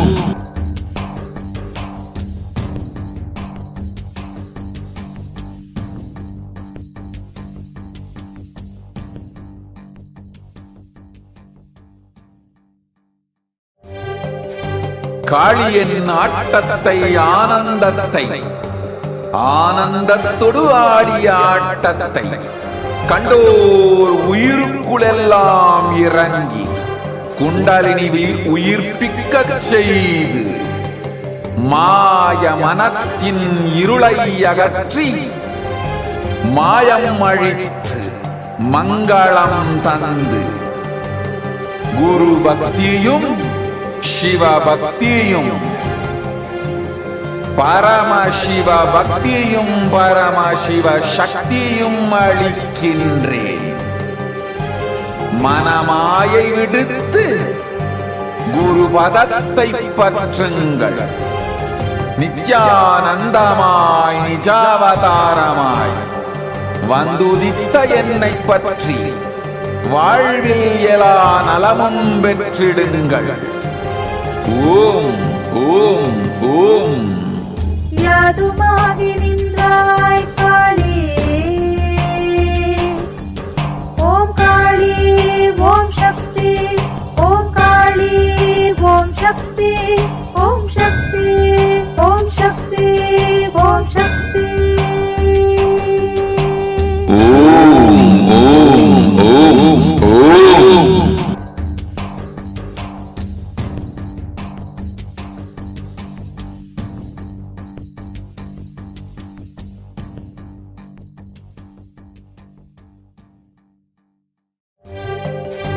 காளியின் ஆட்டத்தை ஆனந்தத்தை ஆனந்தத்தொடு ஆடிய ஆட்டத்தை கண்டோர் உயிருக்குளெல்லாம் இறங்கி குண்டலினிவில் உயிர்ப்பிக்கச் செய்து மாய மனத்தின் இருளை அகற்றி மாயம் அழித்து மங்களம் தந்து குரு பக்தியும் சிவ பக்தியும் பரமசிவ பக்தியும் பரமசிவ சக்தியும் அளிக்கின்றேன். மனமாயை விடுத்து குரு பதத்தை பற்றுங்கள். நித்யானந்தமாய் நிஜாவதாரமாய் வந்துதித்த என்னை பற்றி வாழ்வில் எல்லா நலமும் பெற்றிடுங்கள். ஓம் ஓம் ஓம். யாதுமாகி நின்றாய் காளி, ஓம் காளி ஓம் சக்தி, ஓம் காளி ஓம் சக்தி, ஓம் சக்தி ஓம் சக்தி ஓம் சக்தி. ஓம் ஓம்.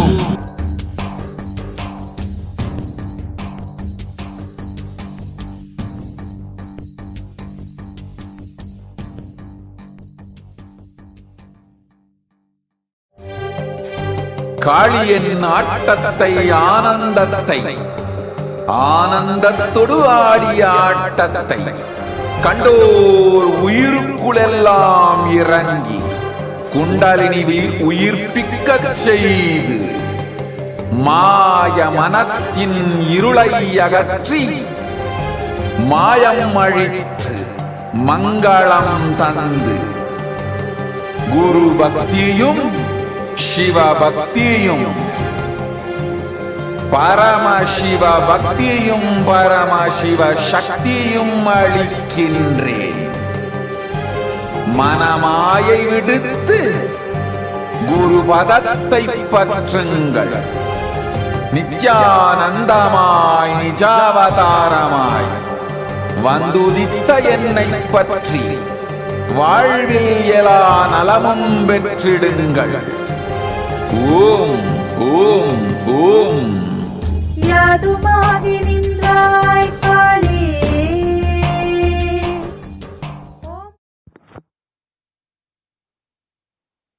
Nityanandam, sorry for the technical glitch. Let us understand now Devi Parashakti's revelations mapped into English. Oh, humans, don't be scared of the deadly infection corona. Through these 8 ways, praying and meditating on me, surrendering to me through social media, wherever I'm residing, worshiping me by doing fire walking, applying turmeric in chest, drinking neem juice, and meditating on me every day, being in the unclutched state, filling with eternal bliss, doing the ajapa ajapa of the cosmic sound Shiva, Shiva, Shiva, with complete mind, applying banana peel and onion in the field and going to sleep, being in the state beyond any remembrance or forgetting, in the Arunachala Swarana that blossoms as aham, aham, in the state of Ananda Swarana. Everyone who thinks on me through these 8 ways, they will not have effects of Corona. They don't have fear and delusions of Corona. You will live with prosperity, with wisdom and fortune. Me with you, you as me as you. You will have good life. Even if you do one of these 8 ways, I will protect you. Corona will not reach you. Don't have fear, people. Be blissful. And Devi revealed that there are 8 methods to protect humanity from COVID-19. Now let us understand each of these more deeply and the science behind each method. The step 1 was praying and meditating on me, Devi Parashakti. So science has understood the benefits of prayer, and in Healthline it was reported there are 12 benefits of prayer and meditation, and this includes reducing stress, controlling anxiety, promoting emotional health, enhancing self-awareness, lengthening the attention span, reducing it may reduce age-related memory problems. It can help generate kindness. It may help fight addictions. It can improve sleep. It helps control pain and can decrease the blood pressure. And it's very easily accessible anywhere. And in one study, it stated the benefits of meditation and mindfulness practices, especially during the times of crisis such as COVID-19. And the study by the US Department of Health and Human Services has revealed the various benefits on the physical and mental health.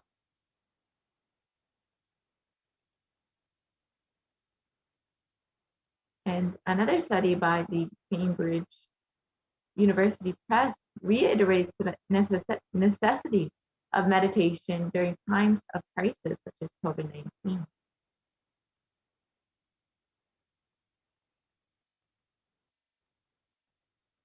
And in Everyday Health magazine, it was published on December 7th, 2015, that prayer and spirituality protect the emotional health. And it explains that a bigger sense of purpose, a connection to a greater power or truth, can give you a sense of purpose and meaning beyond the day-to-day life. And it can provide social support. Through practicing your spirituality, you may become involved with a community of like-minded people, and it can lift the spirit. Activities related to your spiritual practice of community involvement, such as singing and music, may also have positive effects on emotional health. And it can also help you cope with difficulties. Spirituality or even religion can provide a framework for dealing with unexpected or negative events. And on September 2015, the report published in Health Psychology found that when researchers followed 191 people with congestive heart failure for 5 years, they found that those who reported feeling spiritual peace and who also make some healthy lifestyle changes were significantly more likely to live longer than their peers. And people with major depressive disorders or chronic medical illnesses who report high levels of religiosity, which includes daily religious experiences, generally become more optimistic than their peers. This was found in a study published in Depression and Anxiety on July 2015. So the avatar himself has directly demonstrated the benefits of meditation and has shown the direct impacts on the mind. And researchers have studied Supreme Concept of Hinduism's brain directly and seen how it has a physical effect on the brain. So let us watch the video and understand more about it.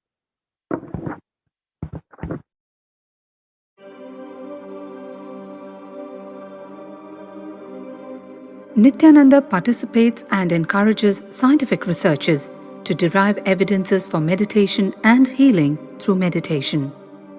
Dr. R. Murli Krishna, President COO, Integris Mental Health and James L. Hall Jr., Center for Mind, Body and Spirit, Oklahoma in US, and his team invited Nithyananda to derive scientific evidences for meditation and the state of his enlightenment. When Swamiji came, I have requested him to do one thing. I asked him, would you be willing to undergo some scientific investigation of the meditation process? He very cheerfully agreed without one complaint. He went for 3 repeat sessions for PET scanning and 3 repeat sessions for quantitative EEG sessions. And these are really not very easy tests to go through. It requires a lot of patience and a lot of willingness to do that. So we did that, because if a meditation process is doing something to your brain, we should be able to detect that. Scientific findings are verifiable. They're replicable. You can replicate them, duplicate them. So Swamiji went through those sessions and we found some interesting findings. In PET scan, they inject a radioactive dye which goes and sits in parts of the brain that are active. In the normal, non-meditative state, the brain is very active. We are seeing someone. The rear end of the brain, the visual cortex, is very active, as shown in the diagram. Usually the brain is so active, there are 100 billion brain cells there. But what meditation does is something very interesting. It shows the frontal lobes getting more active. The frontal lobe is where you have judgment, wisdom, reasoning. Here are some of the brain scans I'm going to share with you. This is alert, non-meditative state. The second one is 30 minutes into this one. 30 minutes meditation. Look at the frontal lobes, how they light it up. They light it up big time. 60 minutes of deep meditation, and here is a deep, deep level of meditation where it lights up significantly right there, right in the middle. Probably 1.5 inches, 2 inches deeper.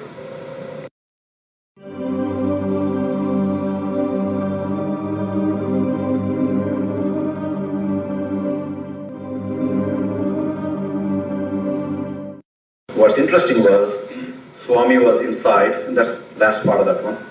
See that light right here? So what's interesting was, I've never seen that before in my life, so the other parts I've seen may not be to the extent that Swamiji showed, but this is something interesting. There is something called dopamine, which is a chemical our brain is involved in. Dopamine is produced mostly in this area. And when you have any pleasurable feeling in your body, it is mediated through dopamine. It's a neuroreceptor. It's a chemical that transmits messages of pleasure.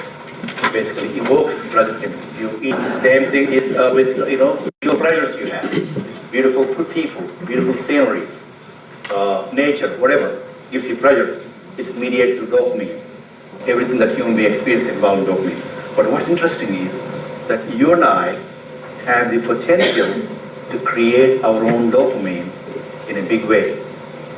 So I named it, for lack of a word in the past, the D spot, which is the dopamine spot. If you can discover your D spot, you got it made in life. The D really stands for divine spot. The D also stands for delight, and the dopamine as well. What's also interesting is that he could, at will, go in and out of those states. Those are some of the findings I want to share with you. There's so much more talk about physiology of mind and brain and the body. It's a fascinating field. that this is something that all human beings can relate to, can apply in our own lives. Not only a sophisticated knowledge, but these things have application in daily life. Nithyananda's system of free healing, known as Nithya Spiritual Healing, has been baffling the medical world, curing diseases from migraine to cancer. Qualified people are also initiated to become healers. The complete report of the research conducted on Nithyananda's neurological system can be found in the book Mystic Phenomena, Scientific Data.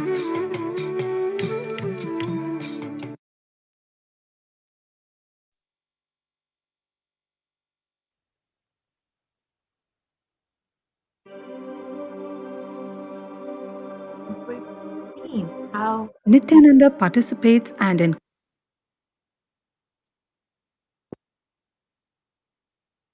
in your brain when meditating and how it really affects your the brain activity. Let us now listen to the Supreme Pontiff of Hinduism speaking about prayer and how prayer can change your whole mood and your day. Let's watch it.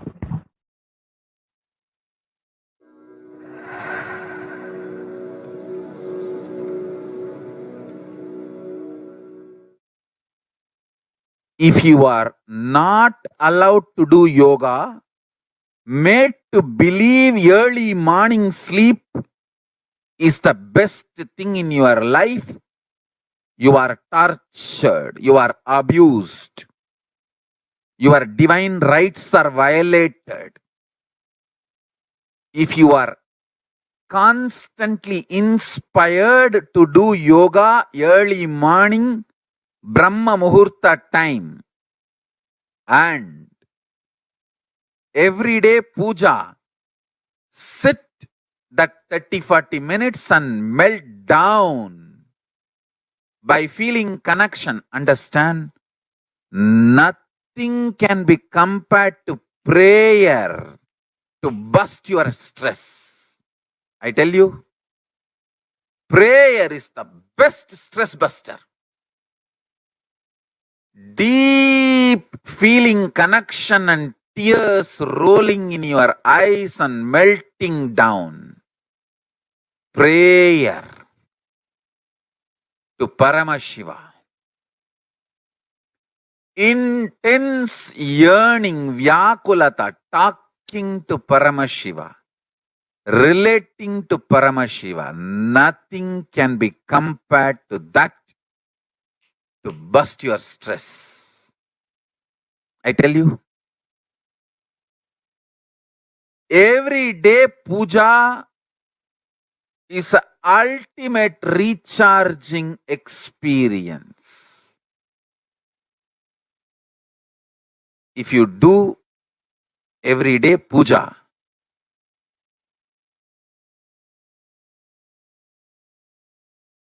the kind of the stress-free life you will live, your whole biological clock will be aligned to Kailasa. I tell you, I have seen the people who have the habit of Nitya Puja live long. Not just long, happy. In my whole life, Nitya puja, that gave me all the best things of life. Everyday puja, relating with the deities is the best stress buster. Touch the deities, do decoration, dress up. Even now, my best time of the day is when I sit with my deities. When I sit with my deities, dress up the deities, jewel them, spend time with them, talk to them. Intensely pray. Deeply connect and pray. Understand? You do not know the power of Archavatara. God landing in physical deity form. Never underestimate the power of Archavatara.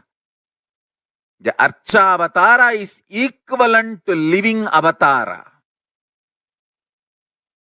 What living avatar can do to you, an Archavatara can do. Atma Linga I am giving to all of you is literally living Archavatara. It's a piece of God. Literally.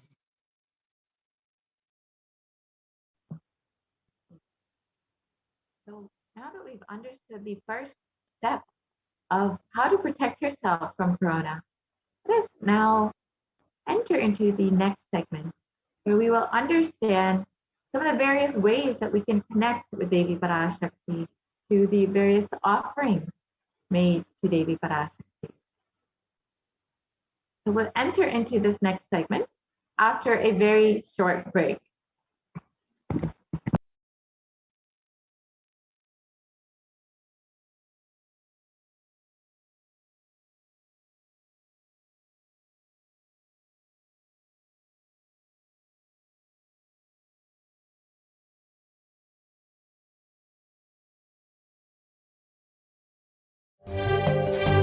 ஆட்டத்தை ஆனந்தத்தை ஆனந்தத்தொடு ஆடிய ஆட்டத்தை கண்டோர் உயிருக்குளெல்லாம் இறங்கி குண்டலினி உயிர்ப்பிக்கச் செய்து மாய மனத்தின் இருளை அகற்றி மாயம் அழித்து மங்களம் தந்து குரு பக்தியும் சிவ பக்தியும் பரமசிவ பக்தியும் பரமசிவ சக்தியும் அளிக்கின்றேன். மனமாயை விடுத்து குரு பதத்தை பற்றுங்கள். நித்யானந்தமாய் நிஜாவதாரமாய் வந்துதித்த என்னை பற்றி வாழ்வில் எல்லா நலமும் பெற்றிடுங்கள். ஓம் ஓம் ஓம். யாதுமாகி நின்றாய் காளி, ஓம் காளி ஓம் சக்தி, ஓம் காளி ஓம் சக்தி, ஓம் சக்தி ஓம் சக்தி ஓம் சக்தி. ஓம் ஓம் ஓம் ஓம்.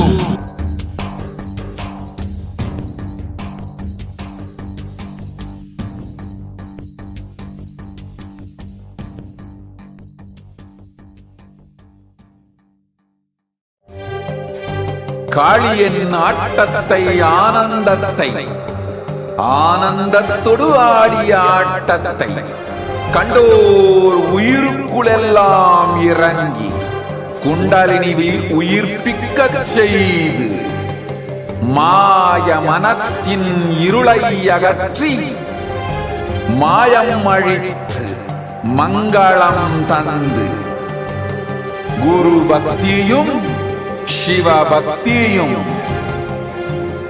பரமசிவ பக்தியும் பரமசிவ சக்தியும் அளிக்கின்றேன். மனமாயை விடுத்து குரு பதத்தை பற்றுங்கள். நித்யானந்தமாய் நிஜாவதாரமாய் வந்துதித்த என்னை பற்றி வாழ்வில் எல்லா நலமும் பெற்றிடுங்கள். ஓம் ஓம் ஓம். யாதுமாகி நின்றாய் காளி, ஓம் சக்தி, ஓம் காளி ஓம் சக்தி, ஓம் சக்தி ஓம் சக்தி ஓம் சக்தி. Nithyananda, welcome back to your viewers. Now let us enter into this next segment where we will understand the various ways we can connect with Devi Parashakti. Let us understand how Devi has manifested in our lives and how we can deepen our love and gratitude and connection with Devi Parashakti.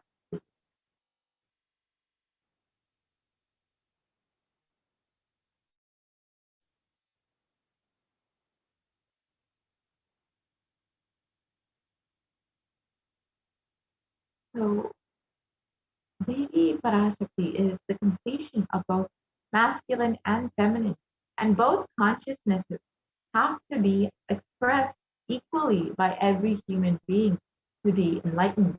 Until enlightenment, only the masculine dimension expresses more than the feminine dimension, irrespective of the male or female physical bodies.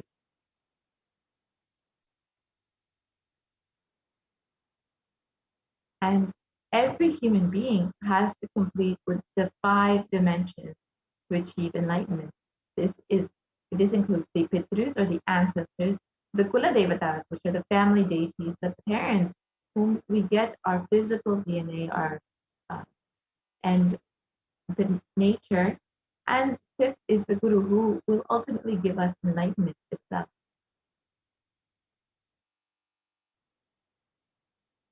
In completion, our light, negative, and adharmic cognition in these 5 dimensions, and they lead to misconstrued karana and karya, the cause and effect, and further lead to suffering and pain and calamities in individual, personal, and collective and global levels.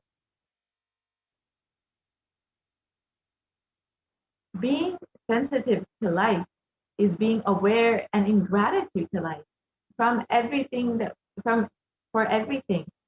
from the air that we breathe, to the place that we sit, to the energy that we feel that we exist, and the energy celebrate your existence. And these 43 energies constitutes our human body. When all 43 are integrated to Dharma, one becomes enlightened. Dharma is the cosmic motherly completion and sensitivity from the level of the Panchabhutas, and is the core principle of the cosmos.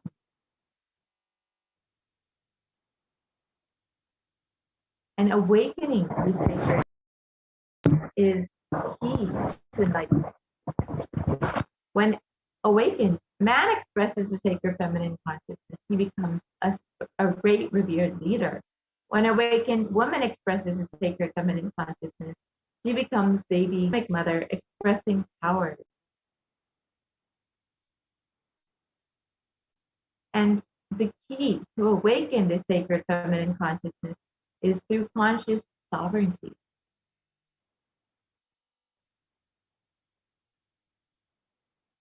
And out of millions of paths, the easiest, sweetest, and most beautiful path to enlightenment is connecting with the cosmos as mother, Devi Parashakti, the cosmic feminine consciousness. She is the one who expresses as Guru all the gods, all the manifestations in the universe. She can straight away deliver enlightenment by connecting to the cosmic umbilical cord. Offerings are not to benefit the divine, but to close our gap with the divine consciousness. When we achieve completion with the divine cosmic mother, her infinite powers with her sweet grace starts nourishing all our dimensions through the cosmic umbilical cord.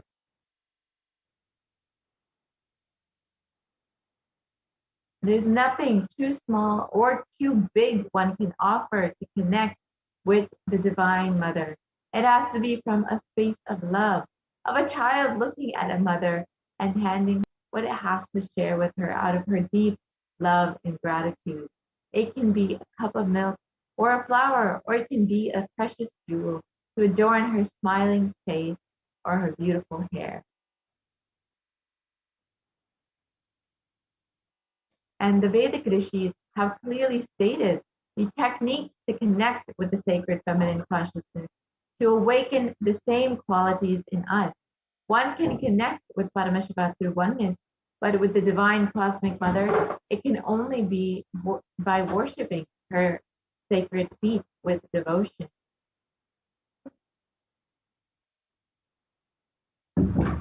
Mother worship is the most non-violent, most peace-centered, most healing, soothing, and sweetest path to enlightenment among all traditions on planet Earth.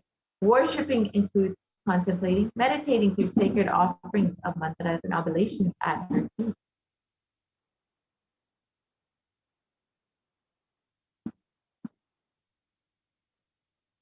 And as we stated, mother worship is the most non-violent and most peace-centered path to enlightenment.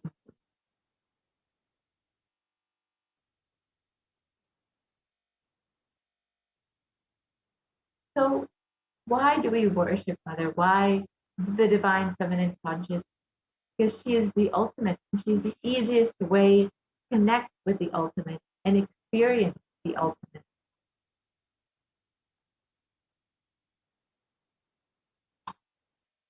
And here is the pramana for Devi Parashakti.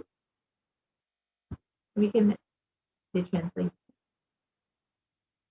If we can see the translation, which states, I walk as the 11 Rudras, I walk as the Vasus, I walk as Vishnu and other Adityas and all the divine forms, the Vishvadeva, assuming the form of the inner self of all the gods, holds aloft Mitra and Varuna, even as Indra and Agni I do, and the Ashwini twins too.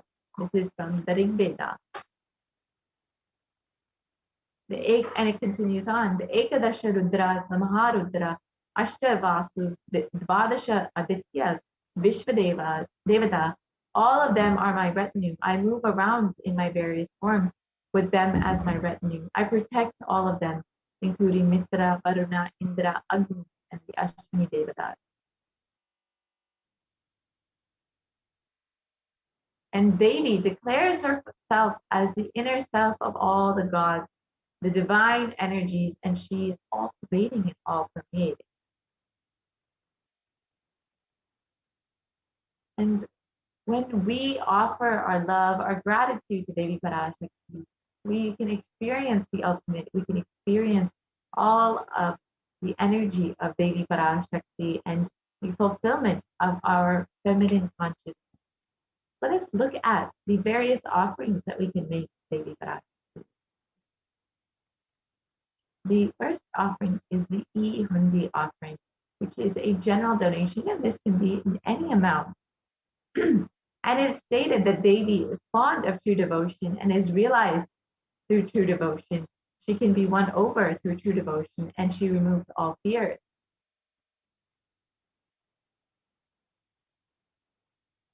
And if there is any fear in the minds of the devotees, Devi is sure to remove that fear.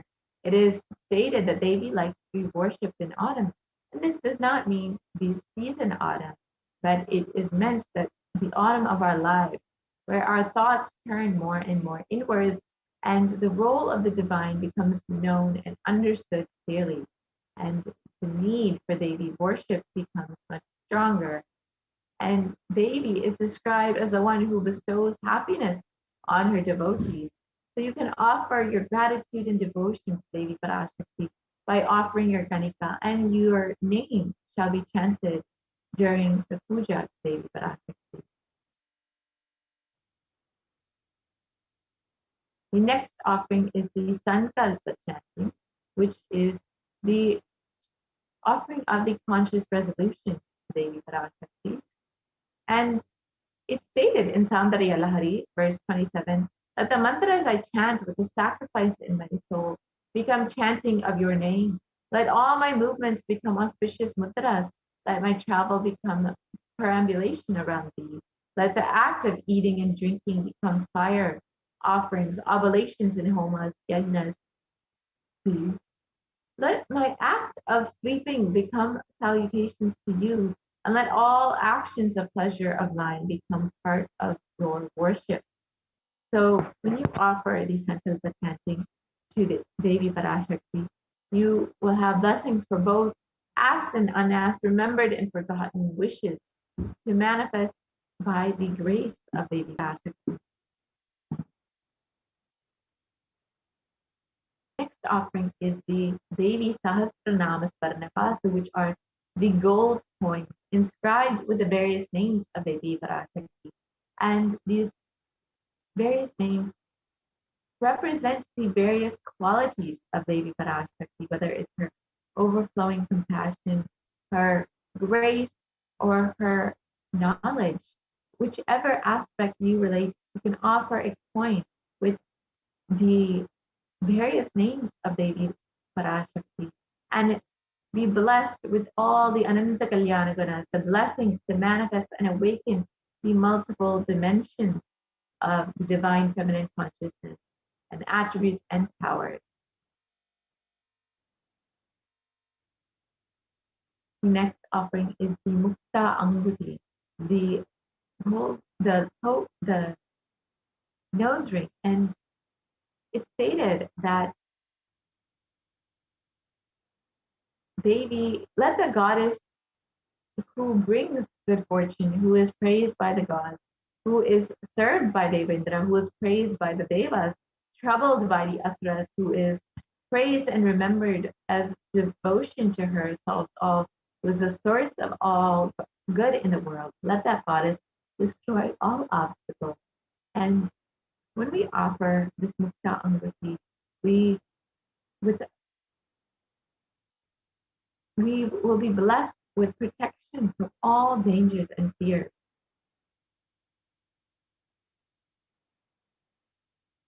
The next offering is the Svarna Padma Pushpa, which is the golden lotus.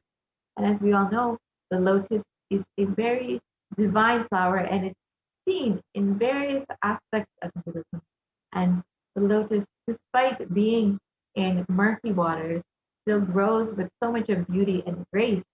And it's stated that Devi, who bestows accomplishments and intellect, who showers worldly prosperity, Devi who powers the subtle mantra of the cosmos, I bow to you, O Devi Mahalakshmi. So when you offer this golden lotus, you will be receiving the blessings for attracting positive relationships in personal and business dimensions.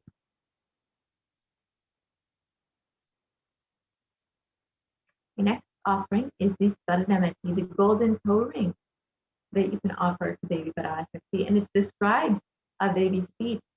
Lord Brahma, the creator of your, collects a dust from your feet and creates this world. The great Adi Shesha with his thousands of heads and somehow carries a dust of your feet with great effort. And the great Lord Rudra takes it and powders it nicely and uses it as the holy ash. And when you offer these Swarnamati, you receive blessings for a life of leadership qualities by offering worship to the lotus feet of Devi Parashakti, achieved by even worshipping a tiny grain of dust from her feet. The Meti is a gold toe ring to worship by adorning the divine feet of Devi Parashakti.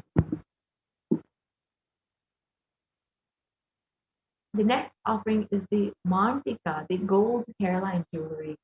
And it is, Devi is described that she who makes, as the one who makes the nectar flow from the Sahasrara, the crown center, to the Anya, the third eye, and permeates through our 72,000 nadis, the energy centers, to give us the ultimate experience of the cosmos.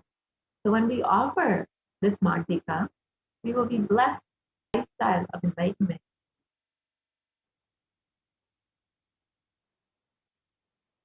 The next offering is the Pratikshyapada Puja, which is the most favorite offering of all the devotees. And when you offer this at the divine lotus feet of your very own Guru who is manifesting Devi Parashakti, you will receive all the blessings and grace of both the Supreme Concept of Hinduism and Devi Parashakti herself. And it's stated that Adi Shankaracharya has explained the greatness of worshipping the divine feet of the Guru. And he stated, "My repute has traveled in all directions through my philanthropy and prowess. All the things of this world are in my hands as reward for my virtues.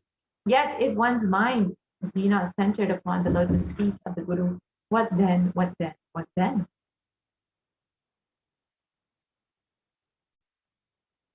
And the Pratiksha Pada Puja is, when you offer the Pratiksha Pada Puja, you will be blessed with the most auspicious and sweetest path to enlightenment. Next offering is the Vastra Seva. And Devi is Guru, the feminine consciousness, and the one beyond the idea of male and female. So when you offer the Vastram, the cloth, to the Guru, the dimension of the cosmic mother, you, during the Pratiksha Pada Puja, you will be bestowed with the sweetest path to enlightenment and with complete protection. So here are the list of all of the various offerings that you can make to Devi Parashakti, manifesting through your very own Guru, the Supreme Concept of Hinduism.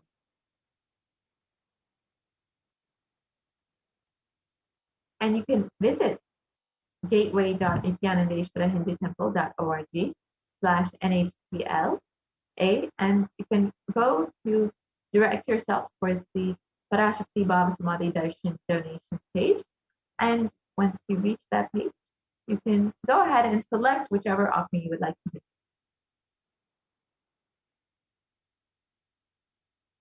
So this is what the page will look like. And you can choose in the drop-down menu the various offerings that you would like to make, whichever offering you would like to make, whether it's the Parnavadma Pushpa or the Pratiksha Pada Puja. You can choose whichever one you would like and select that. And you can choose how many ever you would like. If you would like to offer for multiple people in your family, you can choose as many as you would like. And once you have chosen that, you can add that to your cart and proceed to the checkout.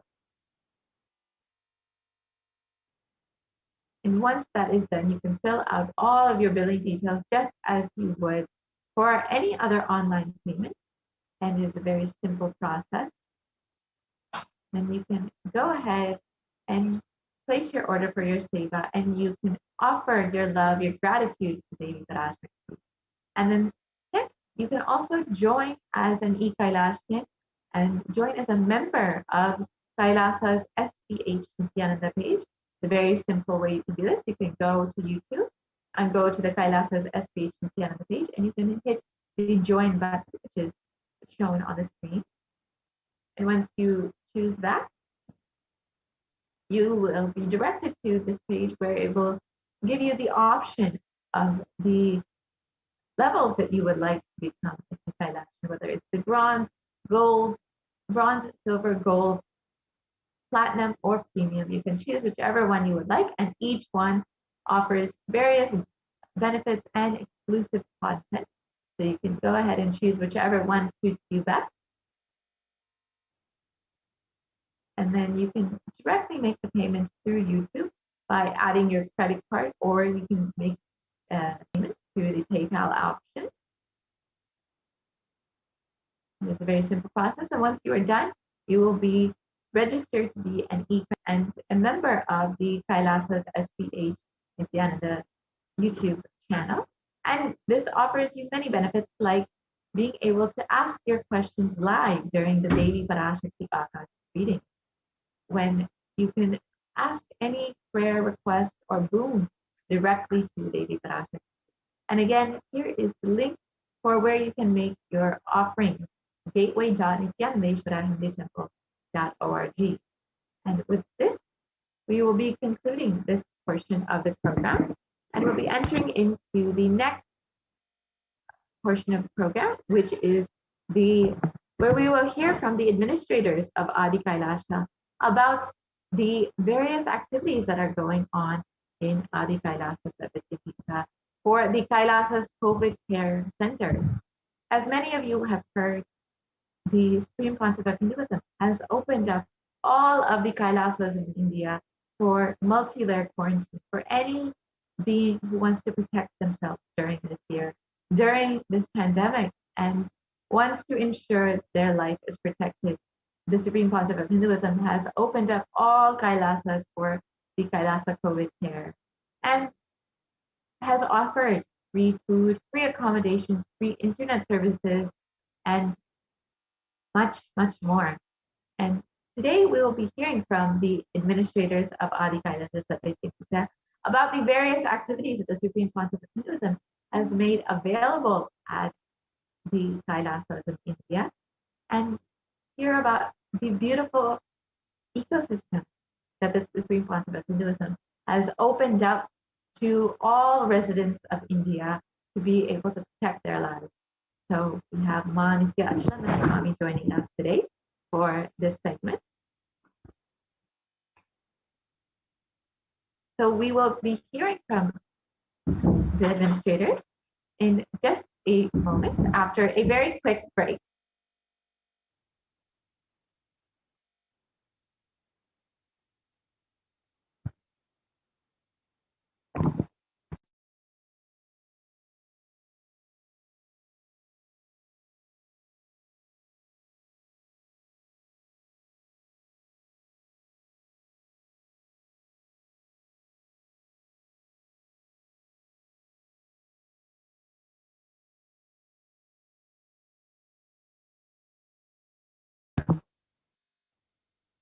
So, the Supreme காளியின் ஆட்டத்தை ஆனந்தத்தை ஆனந்தத்தொடு ஆடிய ஆட்டத்தை கண்டோர் உயிருக்குளெல்லாம் இறங்கி குண்டலினி உயிர்ப்பிக்கச் செய்து மாய மனத்தின் இருளை அகற்றி மாயம் அழித்து மங்களம் தந்து குரு பக்தியும் சிவ பக்தியும் பரமசிவ பக்தியும் பரமசிவ சக்தியும் அளிக்கின்றேன். மனமாயை விடுத்து குரு பதத்தை பற்றுங்கள். நித்யானந்தமாய் நிஜாவதாரமாய் வந்துதித்த என்னை பற்றி வாழ்வில் எல்லா நலமும் பெற்றிடுங்கள். ஓம் ஓம் ஓம். யாதுமாகி நின்றாய் காளி, ஓம் காளி ஓம் சக்தி, ஓம் காளி ஓம் சக்தி, ஓம் சக்தி ஓம் சக்தி. ஓம் ஓம் ஓம் ஓம்.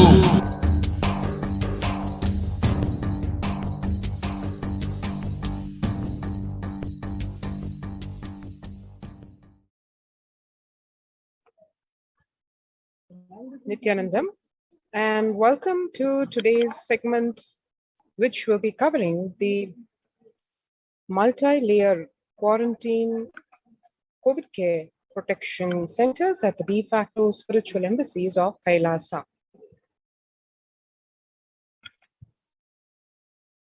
Let's take a quick look at what the world is facing today for us to understand what the COVID care protection centers are really offering to humanity.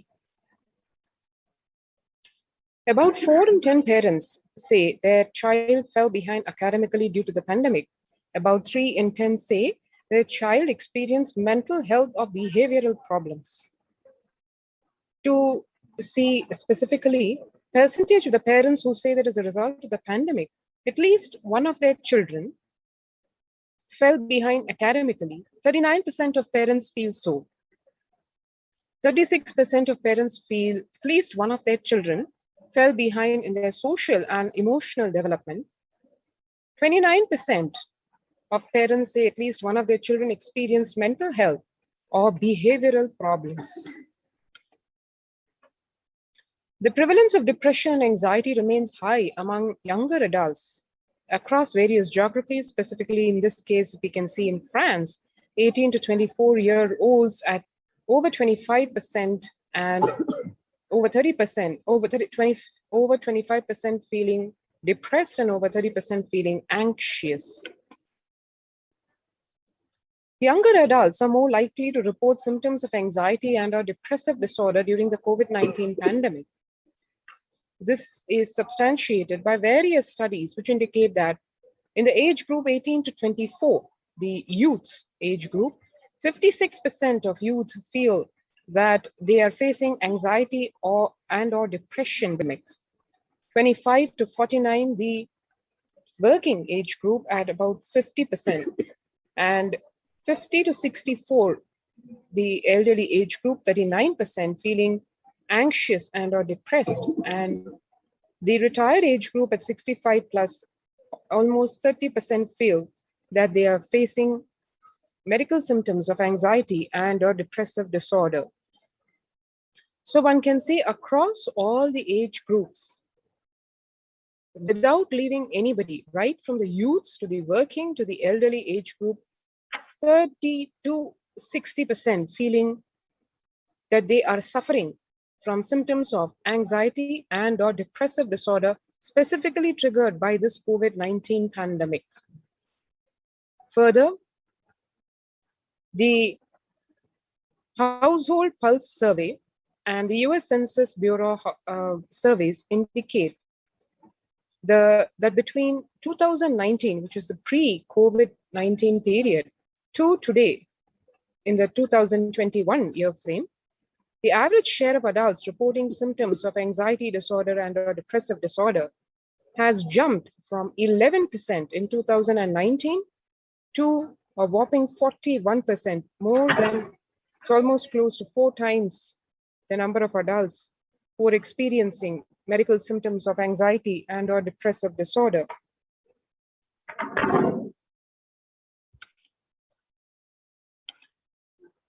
Various workplace surveys indicate that people are feeling, the employees are feeling mentally disturbed or frustrated or depressed or stressed more than half the time at work.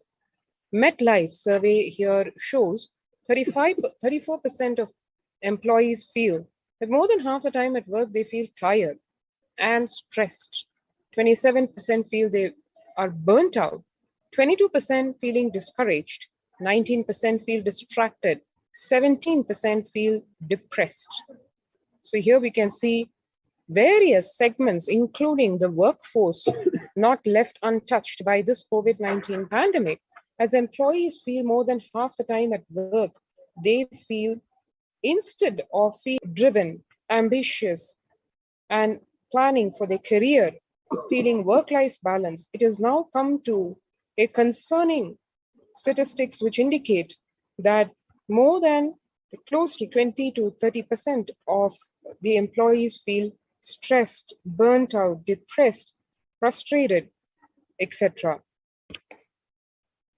Now here we see that it is taken on grave proportions, the COVID-19 pandemic and its resulting implications, as we see the American Psychological Association has declared stress in America as a national mental health crisis. COVID-19 being a significant stressor for most Americans. Nearly 8 in 10, 78% say the coronavirus pandemic is a significant source of stress in their life. And nearly 7 in 10, 67% say they have experienced increased stress over the course of the pandemic. 1 in 4 essential workers, that is a 25%, diagnosed with mental health disorders since the start of the pandemic. One really needs to understand the implications of what this number means.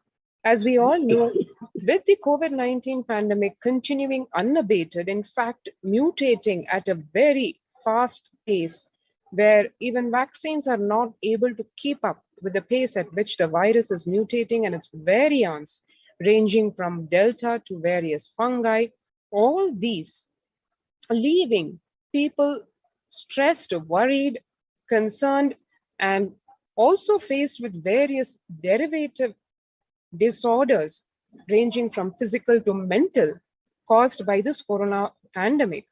The frontline defense for all these are healthcare workers, essential workers, And as the study is indicating from the American Psychological Association, that very frontline defense, the essential workers, 25% are diagnosed with mental health disorders.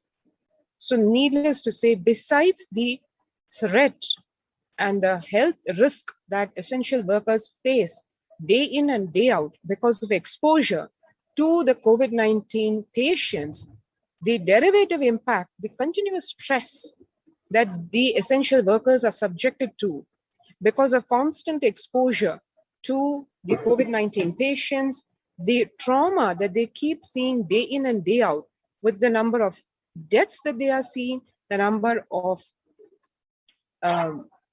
suffering cases that the essential workers are exposed to, the emotional trauma that they are forced to go through day in and day out, having to see these patients suffering and their families stressed out and suffering. 25% diagnosed themselves, the essential workers themselves diagnosed with mental health disorders since the start of the pandemic. And further it goes on, COVID-19 could exacerbate doctors' existing mental health burden, say studies, and CDC says more than 60,000 US healthcare workers have contracted COVID-19 and 300 have died. And this is in comparison to the Journal of Medical Regulation, which says an estimated 300 to 400 physicians die by suicide every year. Of the health workers who treated patients during the COVID, 50% showed signs of depression, 45% showed signs of anxiety, according to preliminary research. Now, those are very concerning numbers also, because more than half of the healthcare workers who are meant to be treating patients from the COVID-19 pandemic or its derivative disorders, 50% themselves being depressed and 45% being anxious. So we can see that the pandemic is taking its toll. And the very people who are supposed to be giving both medical support as well as emotional and mental health support are the very ones being impacted and falling to the corona pandemic. It further goes on, just in the United States, mental health during the COVID-19 pandemic, various studies showing that during late June, 40% of US adults reported struggling with mental health or substance use. And as we can see the numbers here, 31% of the citizens of the United States facing anxiety or depression symptoms, 26% now in having trauma or stressor-related disorder symptoms, 13% started or increased substance use, and 11% seriously considered suicide. So we can see here, just with the corona pandemic, the number of people facing anxiety or depression, trauma, and starting substance abuse, and seriously considering suicide, and therefore being at the brink of absolute breakdown. All these numbers at not less than 10% and going up to 30%. Self-reported mental health among pregnant women and new mothers. That particular segment is, if we can see, 15% used to feel depression and 29% used to feel anxiety before the COVID-19 pandemic. And during the COVID-19 pandemic, we can see the numbers have shot up to 41% of pregnant women and new mothers feeling depressed and 72% feeling anxious. So we can see here the impact of the pandemic on pregnant women and new mothers, which, needless to say, is going to impact and impacting the new generation, because their offspring, the newborns and yet to be borns, are naturally going to be impacted by the mental health of these either new mothers or pregnant women. Coming to students, about the students, demographics by degree sought indicate that 20% of college students say their mental health is significantly worsened under COVID-19. And the impact of COVID-19, 48% of college students have experienced financial setback due to COVID-19. Among all students, 38% said having trouble focusing on studies and or work was most stressful.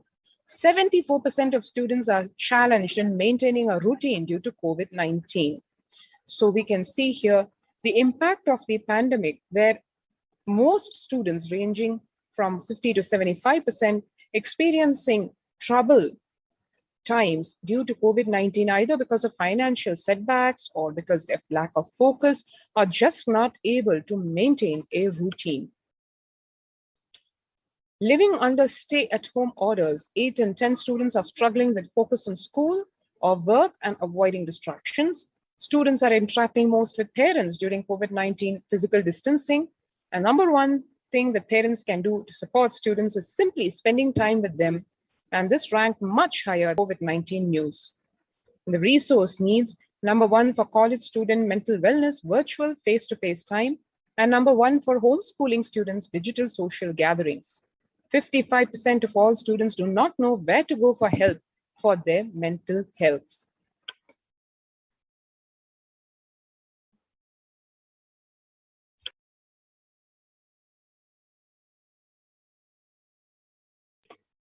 The increasing levels of mental health issues in women due to COVID-19, one can see here, it's extremely concerning because half the world's population in the women, 35% of females having moderate to severe levels of depression compared to 90% of males, 27% of females having moderate to severe levels of stress compared to 10% of males, and 37% of women aged 18 to 24, the youth, reporting suicidal thoughts compared to 17% of men. During lockdown, women are significantly more likely than men to have felt nervous and lonely. We can see here 40% of women feeling nervous compared to 30% of men about various things, right from their career to their future. And 30% of women felt that everything was an effort compared to 20% of men. 28% of women feeling lonely compared to 16% of men. And one can see here a whopping 2,800% increase in demand to the women's mental health clinic at the Alfred Hospital in 1 month. This is just one of the hospitals, the mental health hospitals, which indicates that women facing extreme amounts of stress or nervousness or a feeling of loneliness, everything in the wake of this pandemic, and therefore seeking in various forums, various ways, mental health support. And as we can see here, just one of the hospitals, Alfred Hospital, in just a span of 1 month saw a 2,800% increase in demand. The impact on mental health, specifically of Indian women during the coronavirus by age group, if we can see here, just 8%, almost a minuscule, almost non-existent number feeling not impacted at all. 50% feel somewhat impacted, and 42% feeling strongly impacted. So one can see here the number of women, almost 50% feeling somewhat impacted, and almost the rest of the half feeling very strongly impacted in the age group of 18 to 25 years, which is the youth of women, young women. In the age group 26 to 32, the working women, 11% feeling not impacted at all, 54% feeling somewhat impacted, and 35% feeling strongly. And understanding the pandemic's impact on working women, nearly 82% of women surveyed said their lives have been negatively disrupted by the pandemic. That's almost practically every woman feeling that their lives have been negatively impacted.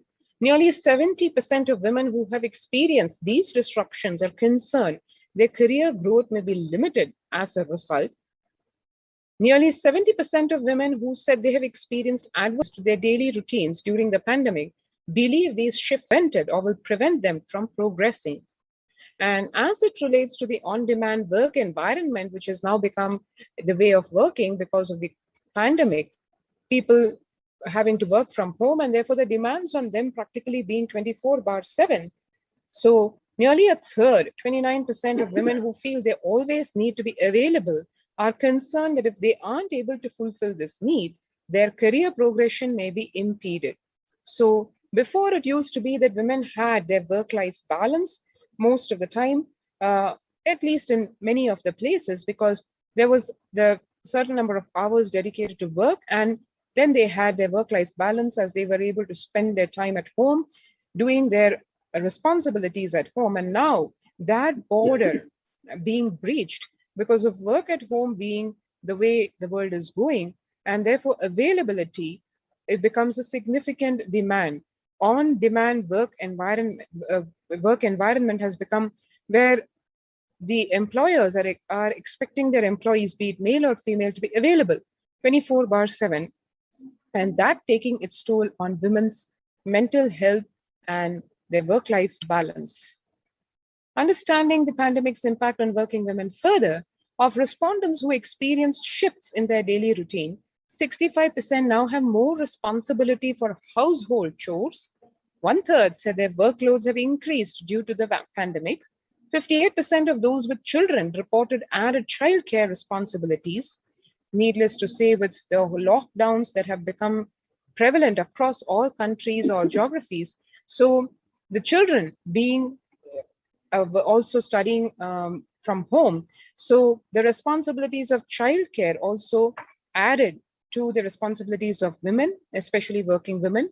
And 53% of those with children reported homeschooling or education responsibilities. So one is childcare responsibility, then they have their work hours getting added because employers expect them to be available more on demand for more hours, given that they're working from home. And then on top, they have the homeschooling or education responsibilities for educating their children. 46% reported feeling a need to always be available from a work perspective, that is online at so-called off hours, responding to emails immediately. And of those women, 45% said they feel overwhelmed naturally with all this added responsibilities with the same number of hours at their disposal. 48% said their physical well-being has suffered as an impact of feeling that they always need to be available, both at the work front and, of course, at the home front.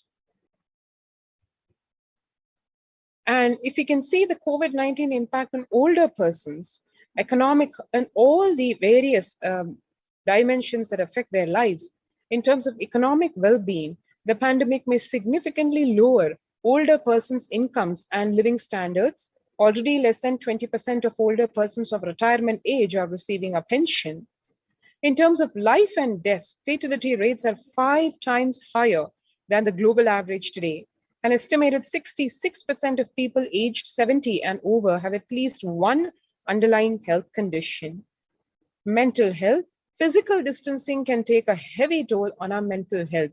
Living alone and being more digitally included than others, the risks are higher for older persons. Vulnerability-wise, essential care that older persons often rely on is under pressure. Almost half of COVID-19 deaths in Europe occurred in long-term care settings. Older women often provide care for older relatives, increasing their risk to infection. In responders, older persons are not just victims, they are also responding.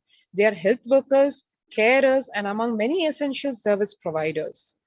And in terms of abuse and neglect, in 2017, 1 in 6 older persons were subjected to abuse.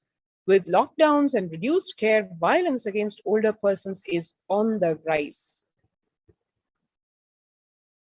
And if we can see here the distribution sex of confirmed COVID-19 cases, we can see here that the age group, right from the 20 to 29 age group all the way up to the elderly touching 80, every single age group impacted between whether it is male or females. And this data has been collected from 113 countries, territories, and zones by the World Health Organization care-based surveillance system. So this is where we are in terms of where COVID-19 has taken the world to, how every country, irrespective of their economic status, social status, culture, etc., every single country impacted, and how to combat this is still being worked out, literally struggled by every country is struggling with this, and how Kailasa, a revival of the ancient enlightened Hindu civilization, led by the Supreme Pontiff of Hinduism, the living avatar, Bhagwan Nithyananda Paramashivam, the COVID care protection centers designed personally by him under his guidance and being implemented to the T across the different de facto spiritual embassies of Kailasa in India, One can register for these through this link below, avail of the COVID care protection on all levels, right from the human level to the spiritual and the divine levels.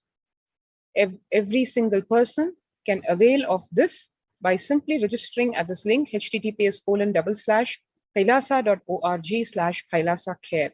So let's take a few minutes now to register ourselves at this link, and we will go into the next segment after just a few minutes that we take for this registration.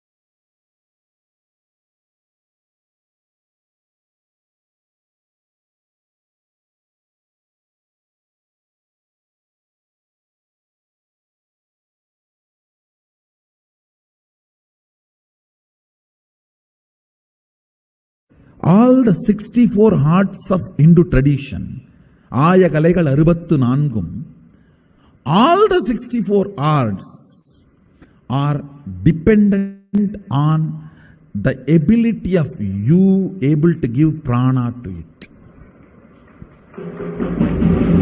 Nowhere it can be given by relative reality, but in Kala it is not.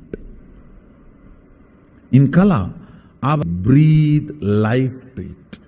And I tell you, ultimately, never ever great things achieved or great fulfillment experienced in relative existence based actions.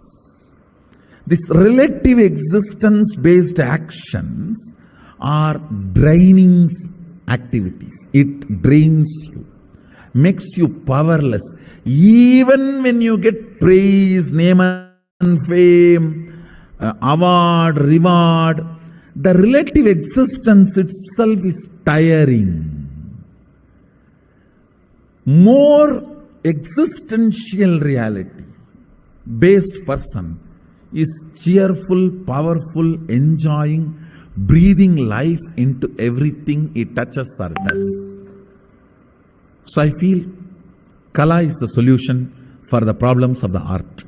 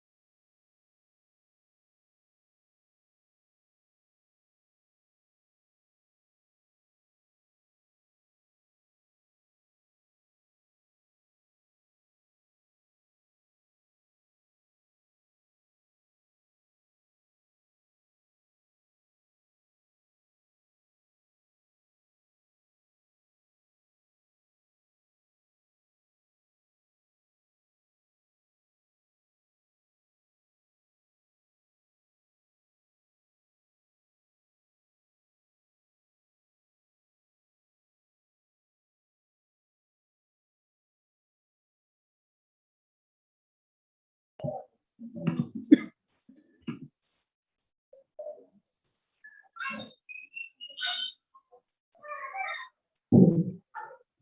Nithyananda Sacred Arts University, creating a beautiful Hindu Vedic civilization. The 25 years of accomplishments from Nithyananda Sacred Arts University includes 563 statues made up of metal that weighs about 17,000 kgs, 2,674 statues that are made of stone weighing up to 1 million kgs, and 482 statues made of marble weighing 26,400 kg. There are 261 statues of wood, and jewelry and decoration is made in-house for 1,280 deities.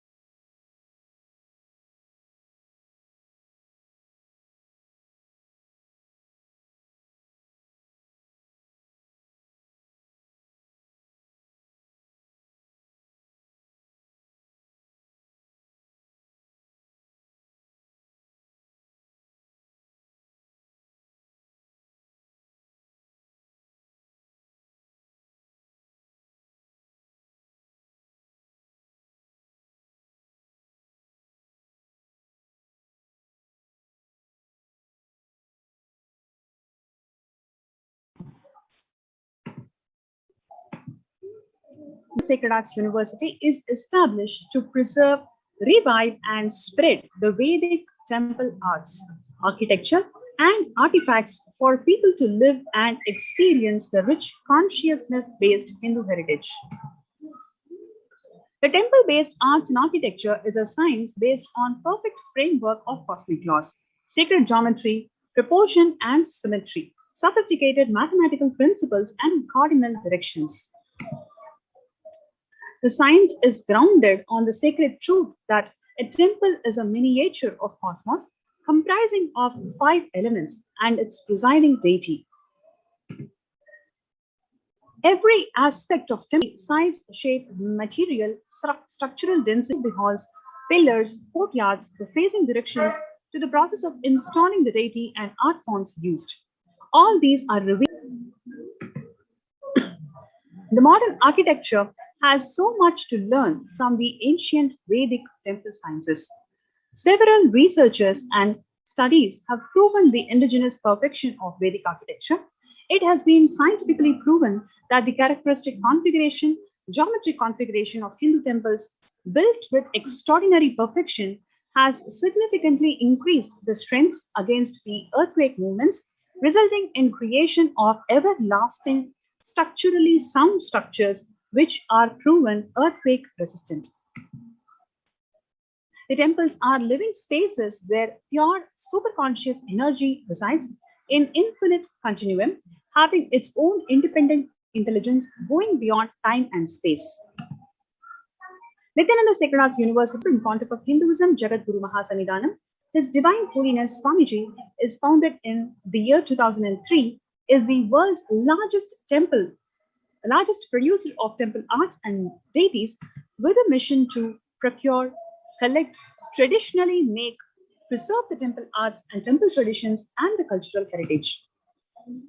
Spread the temple arts and architecture in its highest form as a celebrative lifestyle of peace and bliss as per the authentic scriptures. Operate as a university of learning the science and applied technology of sacred arts and temple architecture.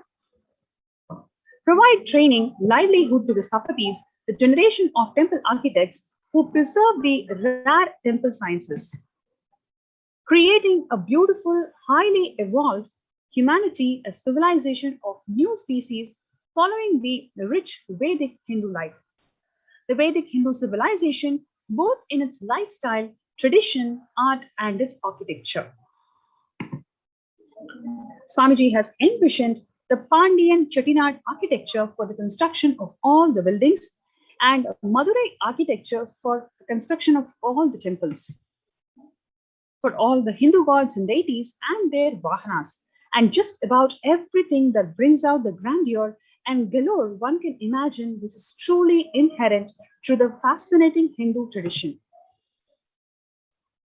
Building a temple-based civilization, nothing less compared to the best civilizations that ever existed. Some references here to kindle your imagination of what you can expect. Dwaraka, that was created for Lord Krishna by Vishwakarma. Swarna Lanka, that was created for Lord Shiva by Vishwakarma. Now, let us look into why these two examples were so renowned. Primarily because of the beauty of art and architecture that reflected from the beautiful, creative, artistic space and lifestyles these people were living. So here is an opportunity for you to take a creative side and contribute to this magnificent civilization to be. University spelt with a C as its own, envisioned to be a city of its own, reviving and reinstating the glory, grandeur, and richness of Hinduism across the world. Here is the 15 feet stone deity of Swamiji.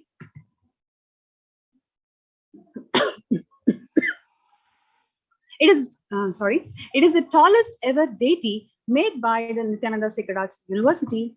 And here you can see another beautifully carved life-size deity of Swamiji, standing and blessing the world in his compassionate form, Abhaya Varada Murti.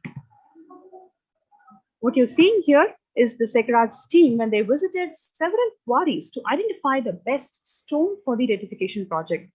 You'll be surprised to know that every stone even has a gender as per Hinduism. So just by hitting the stone, a particular typical sound comes, and based on the sound, the gender is identified, and each gender has its specific project, specific purpose to which it is going to be carved. You can see here how the quality of stone proposed to be procured is being tested by the Sthapatis. Now, after you select the stone, start the deification process. You can see here how the stone looks after the initial stages of the deification process. Yes, you can see how big the nose is, and later it is going to be decorative bodials and simums and ornamental feet on every pillar above each Yajamana and Karta. The identification of best stones for sculpting.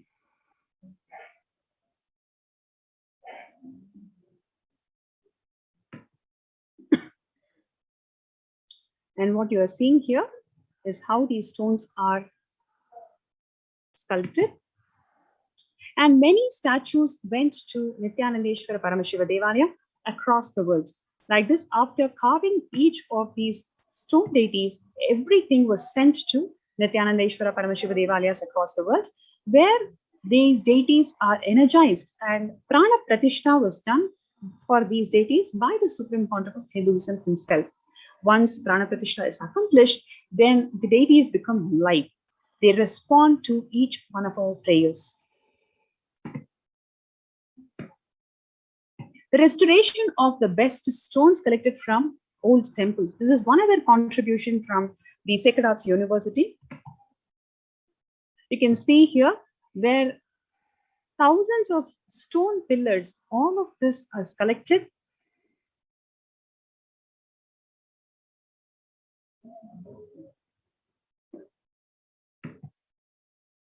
Yes, you can see here how thousands of stone pillars, all of this is being collected from various buildings of Hindu temples and old Chettinad houses. So all of this beautiful art forms, the COVID Care Protection Center participants, they have access to learn, understand, and get enriched by these beautiful Hindu art forms. So you can join our COVID Care Protection Centers and be part of this beautiful renaissance of learning Hindu arts. You can register yourself from the link below, kailasa.org/kailasacare, KAILASA.org/KAILASACARE. Let's take a few minutes for us to register ourselves in kailasa.org/kailasacare.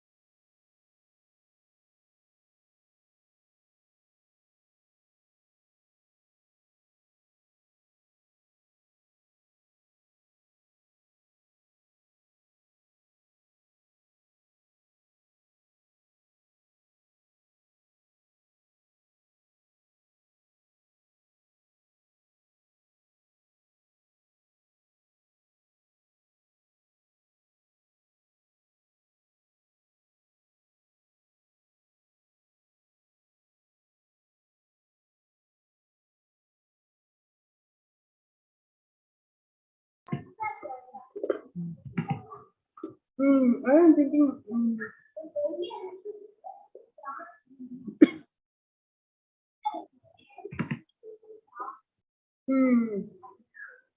Kailash Union submitted a report on persecution done to the Supreme Pontiff of Hinduism and Kailasa through the weaponization of misinformation and disinformation by a section of Indian media. This is the fourth report this year being accepted by the UN body and published publicly. You can see here clearly where the United Nations accepts the Kailasa's report on media disinformation in India. Now let's just quickly go through what the executive summary of this report, where we are specifically talking about India, where the is especially toxic and used as a tool for propaganda, lawfare, suppressing freedom of religion and expression, and political and religious persecution. A fundamental problem in India is the widespread government and political ownership of media, where a large proportion of Indian media operations are owned by the politicians or political parties, therefore undermining their journalistical independence. This dynamic leads to the weaponization and politicization of media, where lies, propaganda, and political persecution via media spread unchecked, and the India's media cannot speak the truth to power.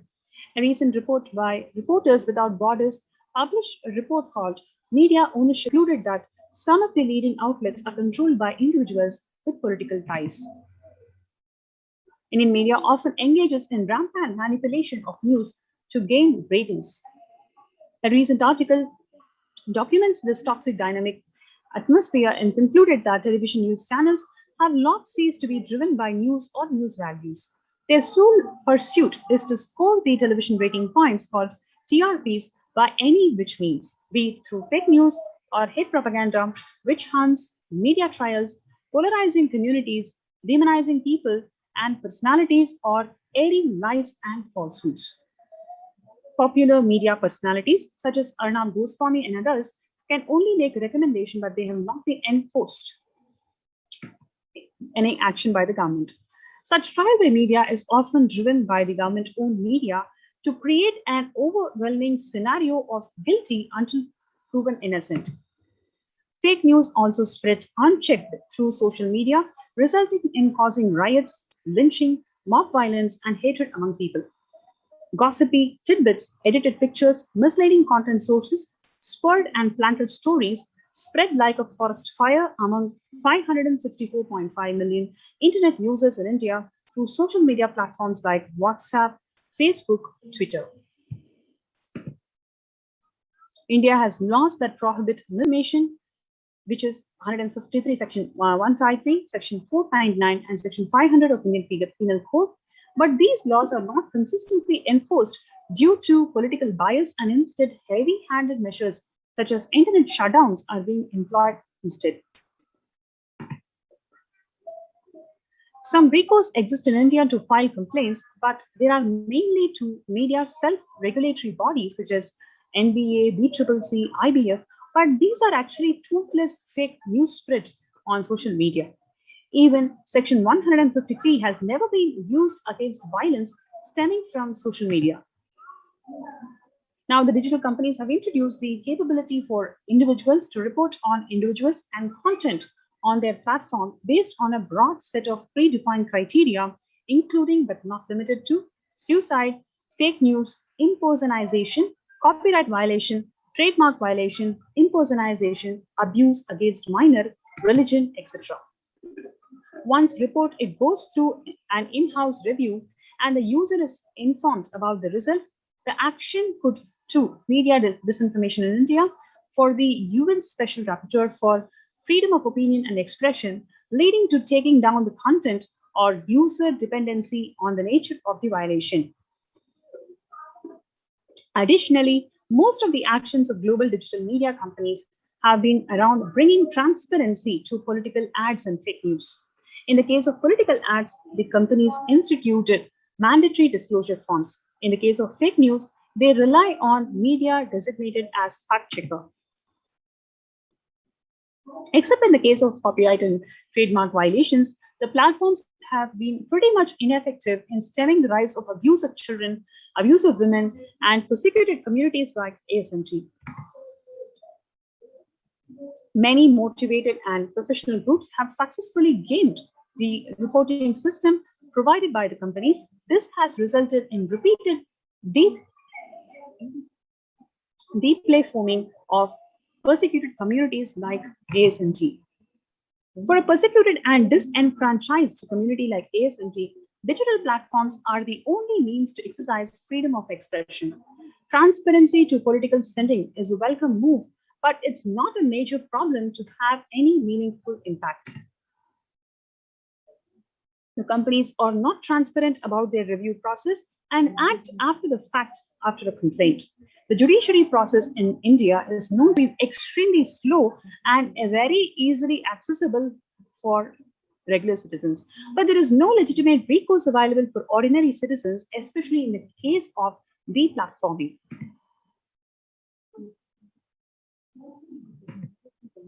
The problem with the fake news is so severe and politically motivated to make any impact. As demonstrated in the case study, the Indian media is severely compromised to effectively deal with the disinformation in India.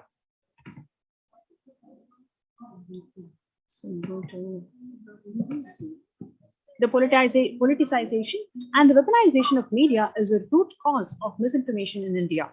Rather than performing its traditional role as an unbiased and neutral source of information or holding politically and economically powerful people and institutions accountable, the role of media has been instead been subverted to become a tool for the powerful that is used to demonize minorities, political dissidents, and anyone who poses as a threat to power structure.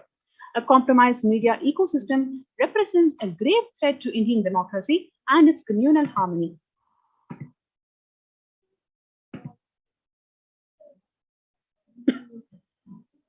The politicians, political parties, and major political donors should be prohibited from having any ownership interest in media operations to ensure their journalistic integrity. Existing media operations should be required to divest themselves from any such politically aligned individuals and institutions. India's legislature should pass media ownership transparency laws requiring all the media operations to comprehensively disclose their ownership interest and financial ties on an annual basis to substantiate their independence from political and economic interests. Media houses and outlets that violate the law and incite hate and violence should be punished heavily with punitive damages in order to deter future violations and criminal punishments where appropriate. The current mechanisms for reporting and addressing a violation amount to a mere slap on the wrist at best.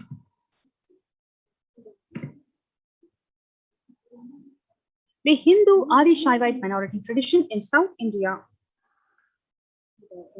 is an ancient indigenous spiritual tradition led by the Supreme Pontiff of Hinduism, Jagadguru Mahasannidhanam, His Divine Holiness Swamiji, and currently they have 30 million followers worldwide. The story of persecution of indigenous Hindu spiritual traditions, such as ASMT, is not an isolated happening. It is a saga of the persecution of linguistic and religious minority groups of dark-skinned humans.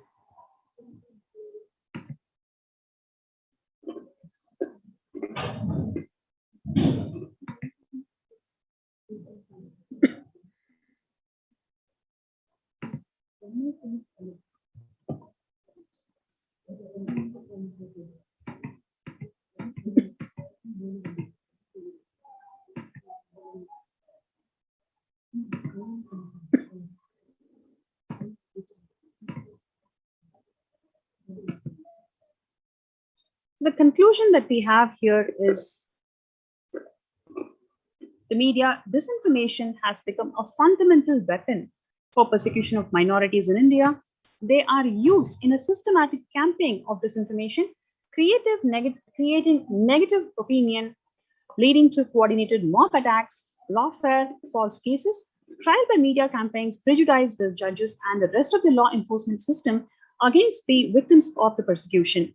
This leads to false convictions, even if the victims are exonerated These decisions come decades later, which leave them financially bankrupt and defamed beyond repair, thereby destroying their mission. The example of ASMT is a great example of this cycle of disinformation-based persecution.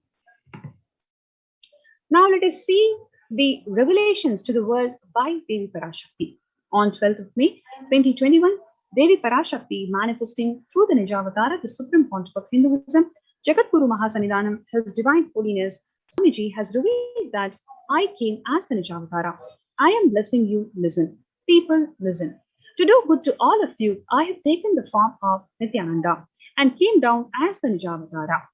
People of India, listen. Carefully listen. Time after time, Bharadam is the Jnana Bhumi where enlightened beings come. We cannot make the Jnana Bhumi infertile. Enlightened beings have to come. They have to live, it has to flower. Few hypocrites, because they are stuck in delusion, we cannot sacrifice the world.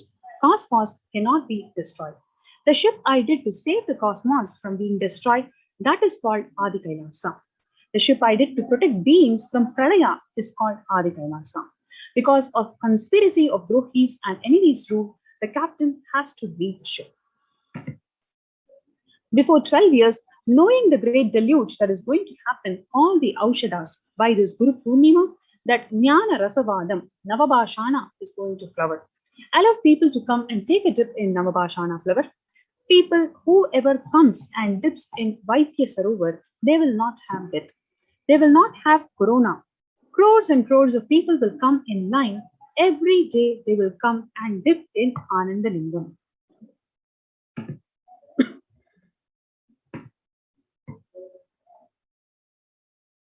On 13th of May 2021, she revealed that, listen well to my words. For India, I made the ship as protection. The Nithyananda Navabhashana Lingam in Vaidya Sarovar. Go to Adi Kailasa. O Indians, listen. All those who are regretting losing the Nithyananda Nijavatara without confusion and without talking just as a lip service, go to Adi Kailasa. Crores of people will come there looking for health, Navabhashana water feast and medicine, to get health and protection and enlightenment, to protect India from the great delusion. I, Parashakti, made this huge ship, even if the captain is not there. On 14th of May 2021, she revealed that whoever comes to Adi Kailasa and does good work of saving people from deadly corona, I myself will do all their work. This is a commitment. Parashakti is giving you all. Parameshwari, I will do what I say. On 19th of May 2021, Devi Parashakti revealed that to save people from corona, I have set up a huge ship called Ananda Sarovar, Vaidya Sarovar and Anandalingam. I have made it in Adi Kailasa.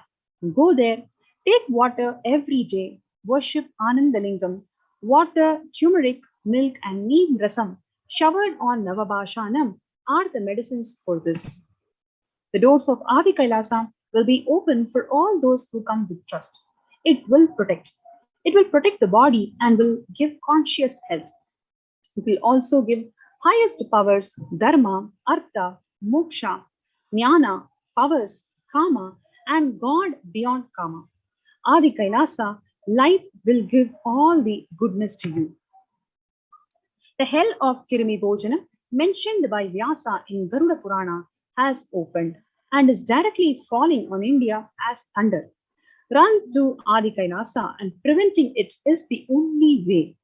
I have opened the Adi Kailasa for those who want to save their lives. All of you run to Adi Kailasa. On 11th of June 2021, Devi Parashakti revealed that drop the foolish mind with the business motive of bargaining and attaining surrender and go to Adi Kailasa. Be in Adi Kailasa. I will do only good to you.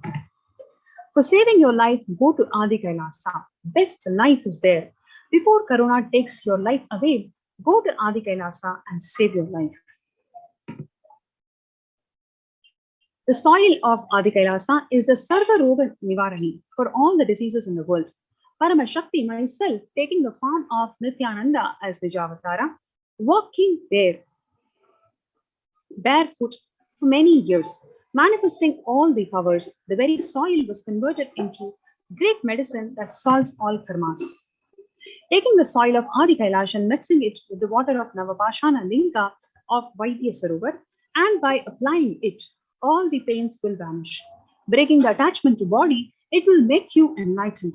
Goodness is there. I told the truth. Go to Adi Kailasa. When the first world countries closed the borders during this massive global emergency, it is the Supreme Pontiff of Hinduism, Jagadguru Mahasanidanam, His Divine Holiness Swamiji, who has opened his home, his own de facto spiritual embassies of Kailasa to one and all unconditionally. Anyone who wants to protect your life during this pralaya, who wants to save yourself and reclaim your conscious sovereignty, all of you are welcome to be part of this greatest opportunity that the humanity can have, which is being in Adi Kailasa. So a number of COVID care protection centers are opened across India, which includes the Adi Kailash in Bidadi, Bangalore, followed by Salem Adinam in Tamil Nadu, Tiruvannamalai Adinam in Tamil Nadu, Rajapalayam Adinam in Tamil Nadu, Puduvai Adinam in Puducherry, Pattanam Adinam in Tamil Nadu, Siragapadi Adinam in Tamil Nadu, Sripuram Adinam in Hyderabad, Madurai Adinam in Tamil Nadu, Avatti Hosur Adinam in Tamil Nadu, Baroda Adinam in Gujarat. Multiple free COVID care protection centers are opened across India. Various social services that are offered during pandemic in Kailasa's de facto spiritual embassies across India. Various spiritual services are offered during pandemic, and above all, the cosmic revelations by Devi Parashakti every single day is being offered to one and all digitally for you all to protect yourself from this pralaya. A number of free social services includes the medical care, allopathy, Ayurveda, and Siddha medicine, and followed by the infrastructure to accommodate thousands of people, accommodation for multi-layered quarantine, emergency ambulances, which is ICU on wheels, personal protective medical equipment, food security management for food banks, and organic farming.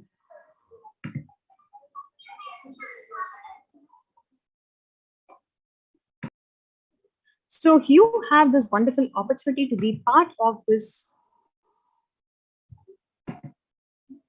COVID Care Protection Center. And in today's segment, we're going to especially look into how the COVID Care Protection participants, the people who have joined our centers, are learning this art of making deities in Adi Kailasa. So typically, we have 5 steps in making of these deities, which is wax modeling of the deity, covering the wax model with the mud, and then melting the wax through extremely high temperatures, pouring the molten metal into the mud, extracting the metal deity from the mold, and finishing it through skill sculpting. So today we're going to see how the COVID Care Protection Center participants are making the hyper detailed deities, copper deities. So the first step being the wax modeling. You can see here, this is actually Madesh Ayya, who is one of the COVID Care Protection Center participants. After a month, he is so inspired with his lifestyle, and he has sent his kit to Nithyananda Gurukul. The kid is actually studying Nithyananda Gurukul while he is learning the art of making metal deities, small extension, hyper detailed metal deities in Sikh University. After wax modeling, the next step is the mud mold.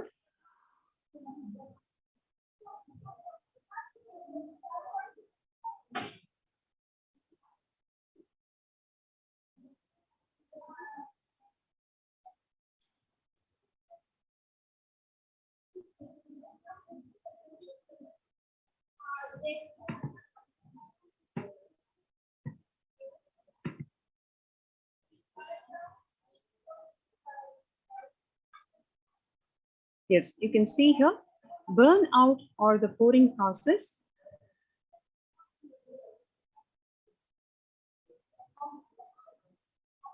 mold is now kept in the melting machine and is left for a few hours till the copper melts at 1200 degrees C.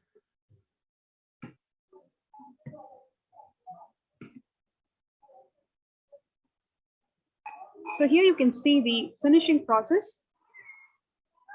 So that is Prabhananda Maharaj, who is also a COVID Care Protection Center participant. He joined us in June, and later for Guru Purnima, he had taken the Krama Brahmacharya, and now he is part of the Nithyananda Sacred Arts University.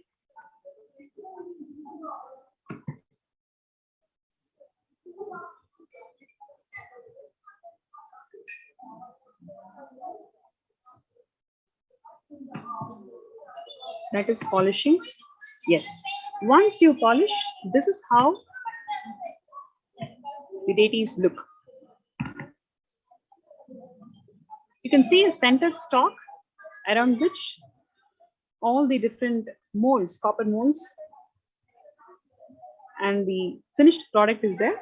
So what we typically do is we cut the mold, so we cut the exact deity from the stalk, and we can reuse the stalk by melting the copper once again in the process.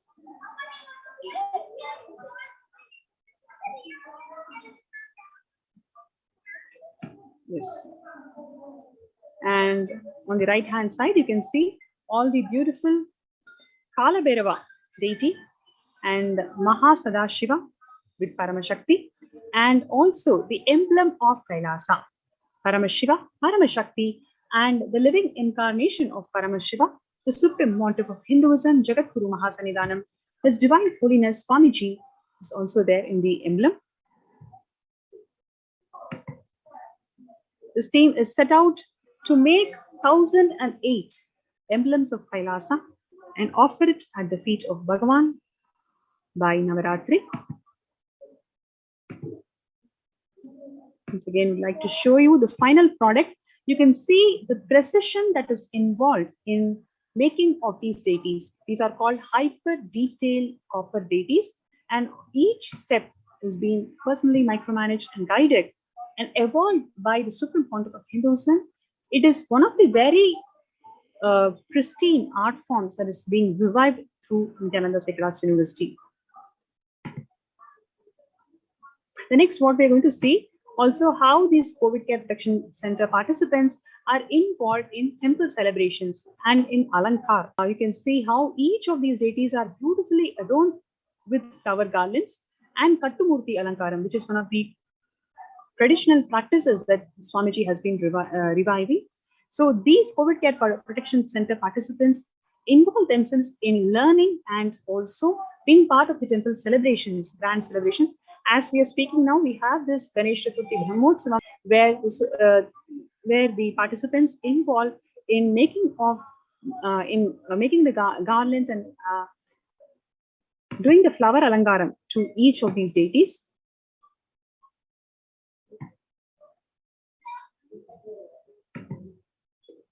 Yes, more pictures, more.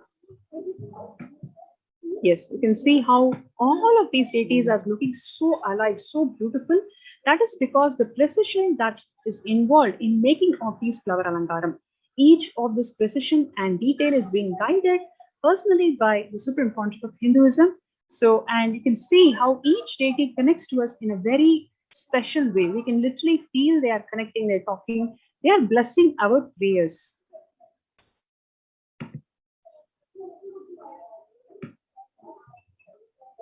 Here there are pictures from the celebrations of Nithyananda Sacred Arts, Nithyanandeshwara Paramashiva Devalaya.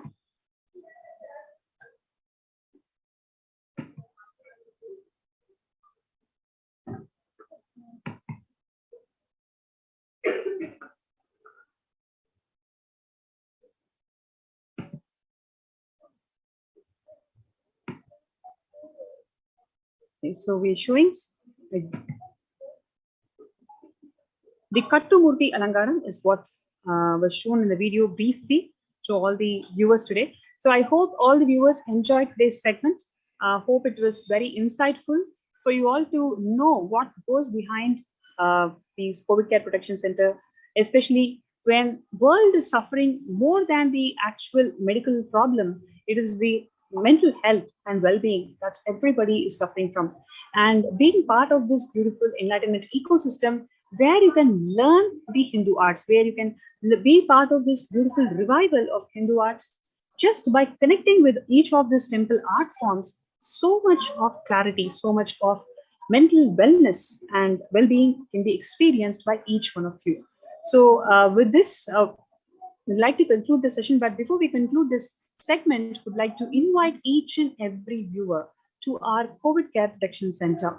Join us in kailasa.org/Kailasa and register yourself. Do not miss this opportunity, because everything that you need during this prayer, whether it is food, accommodation, medical care, mental well-being, and spiritual sovereignty, sir, conscious sovereignty, every single thing that you want in your life, Swamiji has provided to each one of you unconditionally. So if you have this intention to be part of this COVID Care Protection Center, register now and through this link below, kailasa.org/Kailasa. Let's take a few minutes for you to register. With this, we would like to conclude today's segment of this AK of Adi Kailasa Nithyananda Paramashivam. Stay tuned. We'll have more participants joining us from different parts of the world, sharing their experiences of receiving the blessings directly from Devi Parashakti, manifesting through the Nijavatara, the Supreme Pontiff of Hinduism, Jagadguru Manji.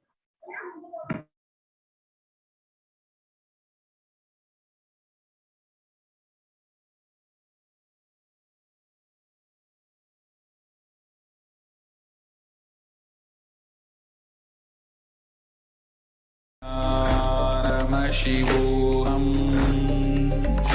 Om Nithyananda Paramashivoham.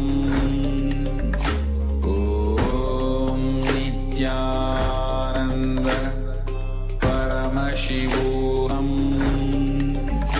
Om Nithyananda Paramashivoham. Nithyananda Paramashivoham. Om Nithyananda Paramashivoham. Om Nithyananda Paramashivoham. Om Nithyananda Om Nithyananda Paramashivoham. Om Nithyananda Paramashivoham. Om Nithyananda Paramashivoham. Nithyananda Paramashivoham. Om Nithyananda Paramashivoham. Om Nithyananda Paramashivoham. Om Nithyananda Paramashivoham. Om Nithyananda Paramashivoham. Om Nithyananda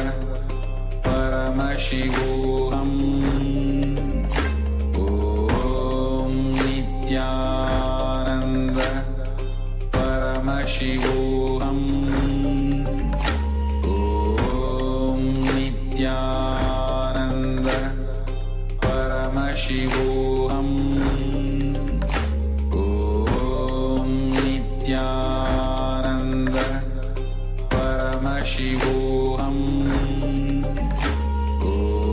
Om Nithyananda Paramashivoham. Om Nithyananda Paramashivoham. Om Nithyananda Paramashivoham. Om Nithyananda Paramashivoham. Om Nithyananda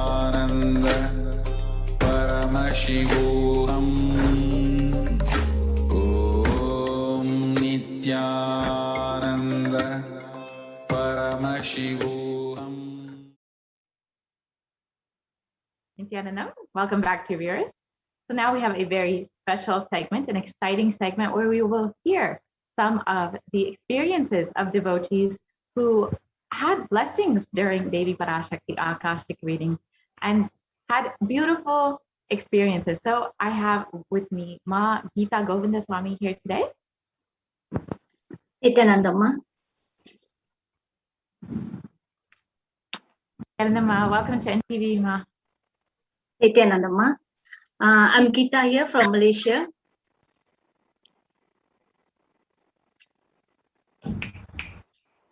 I would like to share my experience. Yes, Ma. Yourself, and then you can share about your background and how long you've known Swamiji. Okay, Nithyanandamma. I'm from Malaysia, from a town called Seremban. Actually, I know Swamiji for almost 4 months now. Ever since I start my pranayama class, this is what I told the other live which I had I think last week. Just for 4 months, I experienced so many things, a lot of changes in my life. Not only me, my whole family. Because lately, we got involved with Swamiji, and then I was listening to all his satsang. His satsang is my life anyway. Every day I make sure I listen to what satsang. And for almost till I go to sleep or I take my nap, only his songs and his Mahavakya will be running in my house, like, from the YouTube, keep on going, and I feel a lot of vibration in my house. And within these 4 months, I think I got around 4 Harul work from him and also my husband, because both of us joined the Paramashivoham program together. We did Nirahara together. And then, the 4 Arul work, lately I was asking for my son. He's almost 27 years old. Because, in Malaysia, we have this COVID problem and all that. So once you're working, they ask you to work at home, and then your salary was reduced to 50%.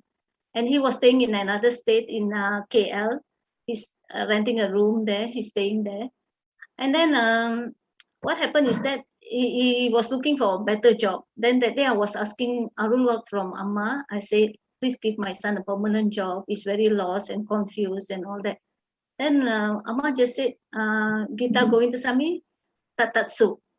And then within not even 1 week, my son had a call from his friend and asking him to, just change his resume. And within few days, he got job offer, but 2 job offer actually.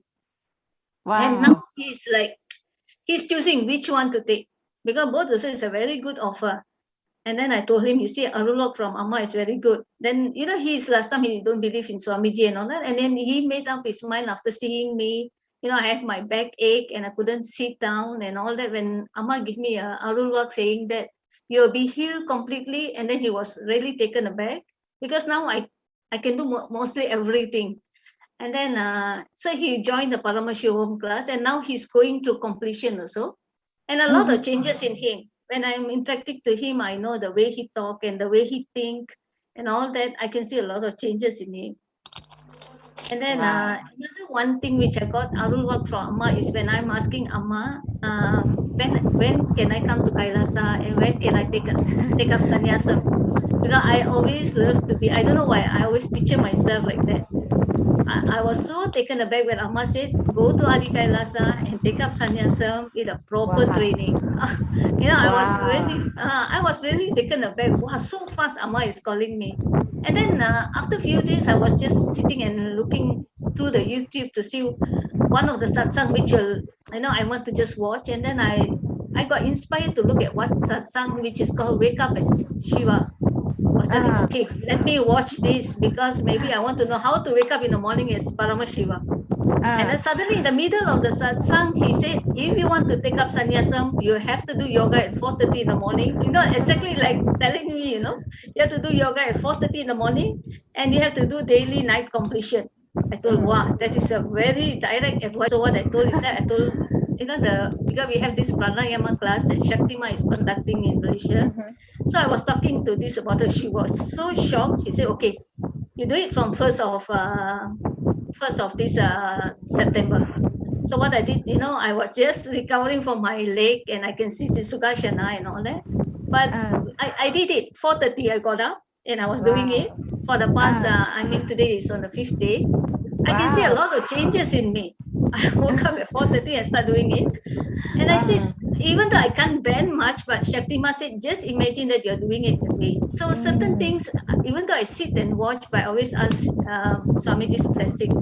And I feel my body is so active. So Devi not just blessed you with exactly what you want, but it's also preparing you, preparing your body to actually receive that blessing of taking up sannyas and living in Kailasa with Swamiji. Yeah. And then this is one of it. He's training me up actually. So the yoga I'm starting, and then I can see like the first time I'm doing it like 20%. Now I can see a lot of movement. I can do better. And after that, suddenly I have all this, Shaktima was asking me to do this belt completion. Are you going to join in an Acharya completion? I know there is something going on inside me, preparing me towards sannyasa. So I'm attending the classes and I see a lot of breakthrough in me. So many I'm completing now. All this, the problems we are facing and all that. Because in fact, my husband also, he got 4 Arulok from Swamiji. And today also he got from Ayana Sundaresa. For his health, because he's having this diabetic and all that, and every day his leg was swell. Today, after he got the Arul work that he's going to be healed, and I'm giving you a life and all that. Today he don't have the leg swell at all. Wow! Just immediately after getting the immediately. That's what. Wow. That's what I experienced my back pain also. When he said you are healed now, within hours. Within hours. I was having it ever since 2011 till now. My back pain. It's just gone like that. Till now, I can bend. I can do so many things. I can do. I'm so happy. That's why 100% I'm putting my life to Swamiji now, and my husband is so happy. Because his leg swells every day. It swells. And today, no swelling since no swelling at all. No swelling at all. So we are amazed. And then I know Swamiji is preparing me actually towards this is sannyasam. Wow. And then I can feel like Swamiji's movement in the house. That day when I came to do my prayer, Swamiji, I just felt like he's looking at me. You can feel he's looking at you. Then my body start trembling already because I know there's a kind of vibration. So I called Shaktima also. I told her, she said, yeah, there's something there because she also can feel it. So, the more you get closer to Swamiji, you can really feel his presence. His energy. And it's like you're literally living with him. Yeah, and you can strongly believe that all the satsang, he's talking to you. If you listen it again and again, there's so many things you'll catch up, And the completion is something that everybody must go through. To break all your patterns, you must go through the completion, which would really change your life. My life, I can say, not to say 360 because I'm still a lot of completion to do. Within these 4 months, I think I've done around 200%, whatever I can do, 200 degrees, I've changed my life because I used to be very worried, even though I look very powerful. But inner, our inner image, sometimes it carries, you are so powerless and all that. But after going through all the completion, going through all the satsang, and then, imagine yourself like Paramashiva and all that, even though, like what Swamiji said, even one quality of Paramashiva in you is enough, just dwell on it. That's what I'm trying to do. And then my children, I think they see my difference in me. My son start doing completion, and my daughter, she said she's going to start doing completion. I said, okay, fine, because only 4 of us. So your entire family has become connected to Swamiji. You guys have all experienced healing miracles through Devi Parashakti, Swamiji, Sundareshwara. And you also, during such a time when most people are in depression, are facing so much of health issues, you've seen your health improve drastically. You've seen so much of completion happen inside of you. Yes. And so can you share a little bit more about how has your experience been compared to the experience of your family and friends who are not connected to Swamiji during this pandemic, during this pralaya? How has your experience been different from theirs? You mean my difference with them, is it? Yes. living with Swamiji and having him in your life compared to those who don't have Swamiji in their life yet? I like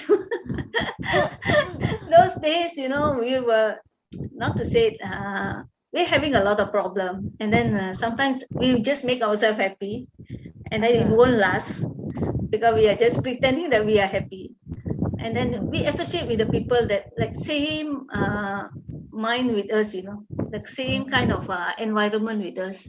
So once I came into Swamiji came into my life, I feel that there is a kind of inner happiness in me. Like I have someone, I have a father to talk to, and the father is watching me 24/7 daily.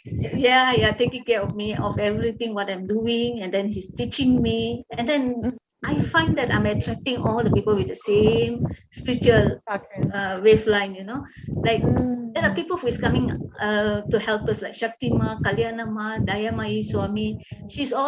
They are always creating in contact with me. around you.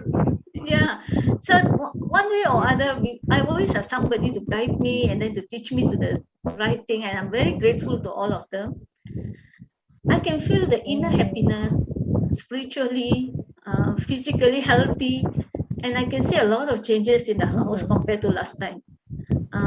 Like me and my husband, because we are together, I'm very blessed because my husband took the Paramashivoham together, and we did the Nirahara together.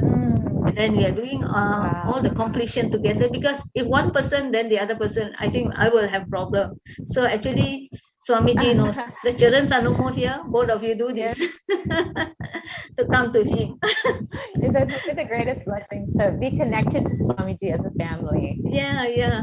And then you can see the changes in your house itself, the way the vibration in the house, the happiness, and it's not a pretend kind of happiness. You are really happy and you don't bother about anything. I am Paramashiva. I am Nithyananda. I don't care about anything. This is my life. That kind of thing. Those days when I'm talking to my son and daughter, I feel like, I shouldn't hurt them. I should take care of them because they're staying somewhere far away. But now, no, I just talk direct to them. Whatever I feel, I talk. Whatever they say, I don't want to push anything to them. Your life is your life. My life is my life. That's what Swamiji is teaching. You are a different soul. I'm a different soul. I can only guide you to a certain level. Now it's up to you. If you need help, I know how to help you. But I won't be telling them advice and all that because they're big enough. So now I must take care of me, my spiritual part, and what I want to achieve in my life. That's all. That's beautiful. And can you share a little bit more about your experiences? I mean, it sounds like you've already had many miracle experiences with Devi Parashakti, Akashic readings, and then Sundareshwara, Sai Samadhi Darshans. Can you share a little bit more about your experiences? Okay, my experience is that the first thing is what I asked for Atmalinga. I asked Swamiji for Atmalinga, and because every time Devi said, put it on your Sahasrara and all that, I only put my empty hand. And then he said, okay, Gita Govinda Swami, I will make sure that you get your Atmalinga, but till you get your Atmalinga, I'll be in your palm. Wow. That's a very, very powerful blessing. Yeah. Now, whenever I feel I put my hand in my, navel or do some meditation, I can feel the vibration, the heat. That, and that's the first one. And then the second one, I asked for my enlightenment and my inner awakening. And he said Tatatsu. And for my son, I just said, please guide my son. He said Tatatsu. And then the third time, he blessed me for my sannyasa. And I can see the path is really flowing. And my husband said, okay. If you are going there, I will come with you. Because he can do cooking, he can do gardening. I said, okay. That's beautiful. You guys are moving into the next stage of your lives together. Yeah. And then the fourth one is I asked for my son, the job. And he said, Tatatsu. And I can see the miracle. And not only that, because in my house, the first few weeks after knowing Swamiji, I already have a sprinkle of vibhuti and then sandanam and all that in my house. And then every time I'm doing my pranayama class with Shaktima in the morning, we have morning section and night section online. Whenever I visualize, like she asked me to visualize Shivan or Murugan, I can only see Swamiji's form then. Yeah, see, for us, Swamiji is Shiva, Swamiji is Muruga, Swamiji is Ganesha, everyone. So every time I can only see Swamiji. When I do my prayers in my puja room also, sometimes I see Amman also like Swamiji. I see. So I know the connection is there because each avatar. I'm very happy to meet because Swamiji always said, even though you have 1G or 2G or 3G, you still need the Guruji to connect you to God. Yes, Ma. And I can see the connection is, for us, we are praying to God. Like I'm 56 years old now. I always pray to God and all that, ask for this, ask for that. But when God itself coming and telling us, how you feel. With you. Yes. And they are answering all your prayers, and you can see the changes just as a few seconds. Yeah. Wow. So that's my experience. Wow. I'm very happy. So many beautiful experiences, Ma. Whether it's in the dimension of career with your son, whether it's your healing or your husband's healing, the completion that you guys are having together as a family. Swamiji is taking care of every aspect of your life, it sounds like. Yeah. So beautiful. Thank you so much, Ma, for coming Thank you and so much. sharing your experiences. Thank you so much, Ma. Nithyananda Ma. Nithyananda Ma. Yes, thank you so much. So now that we've heard this beautiful experience from Ma Geeta Govindaswami about how Swamiji is taking care of every aspect of her life, bringing her so much completion in all of her relationships, instant healing for her back pain and her husband's diabetes, as well as jobs for her son. She's experienced in every dimension how Swamiji, Devi Parashakti, Sundareshwara are always there with her, and you can also have the same experience by staying tuned today for the live Devi Parashakti Akashic readings, which will be happening in just a few hours. So stay tuned for the most precious blessing of our lives, to have the live Devi Parashakti Akashic reading through the Supreme Concept of Hinduism. And now we have Ma Katyayani joining us today. Thank you so much, Ma. Nithyanandam. Nithyanandam, are you able to hear me?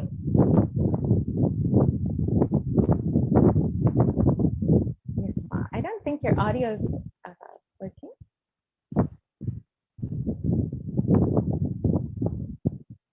Sorry, Ma.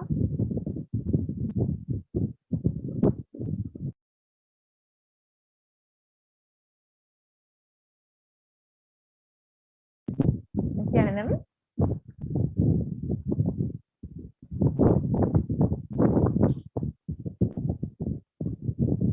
Sorry for the technical glitch. We'll be right back and just fix the technical issues, and we'll be right back after a very quick break.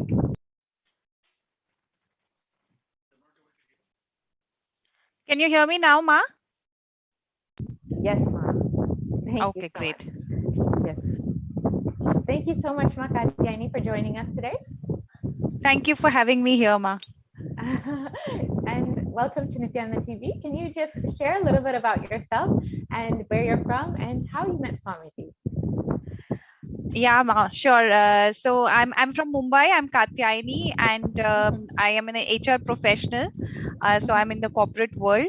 I met Swamiji about 3 years back, but I've been associated with him since 2015. Wow. And how it started was I was going through a lot of health issues, and I had 2 miscarriages as well, and I was trying to have my second baby. And one of my friends, who's now a sannyasi in the ashram, she introduced me to Swamiji, and I attended a program. Came back from the program. My husband said that 11 years I was one person, and in one day I had changed. So it was like so life transformed. He's just been showering blessings. Itself is like the greatest. You really know that Swamiji is an avatar when your spouse itself has given you the gold seal of your transformation. Yes, absolutely. And then I was also blessed with my daughter, who's now 5 years old. So her age and my connection to Swamiji is directly proportional. And since then, my family, of course, got inspired to, be associated as well. So my husband got associated, and my elder daughter, she's 13 years, and she is a part of the e-Gurukul, and she's been associated. and I attended Mahasadashivoham. That's when I met him in person, and I was quite fortunate to meet him in person. And then my husband and my daughter also did Paramashivoham last year in the lockdown.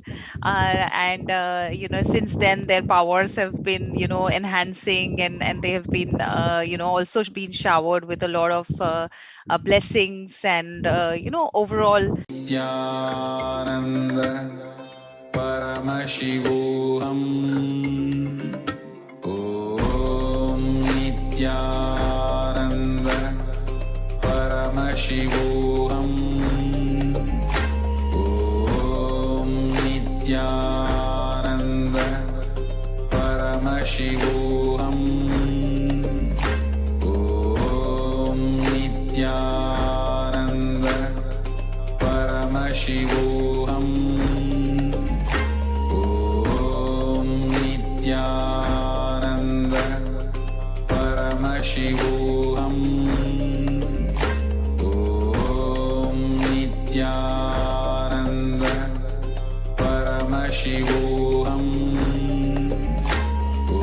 Om Nithyananda Paramashivoham. Om Nithyananda Paramashivoham. Om Nithyananda Paramashivoham. Om Nithyananda Paramashivoham. Om Nithyananda Paramashivoham. Om Nithyananda Paramashivoham. Om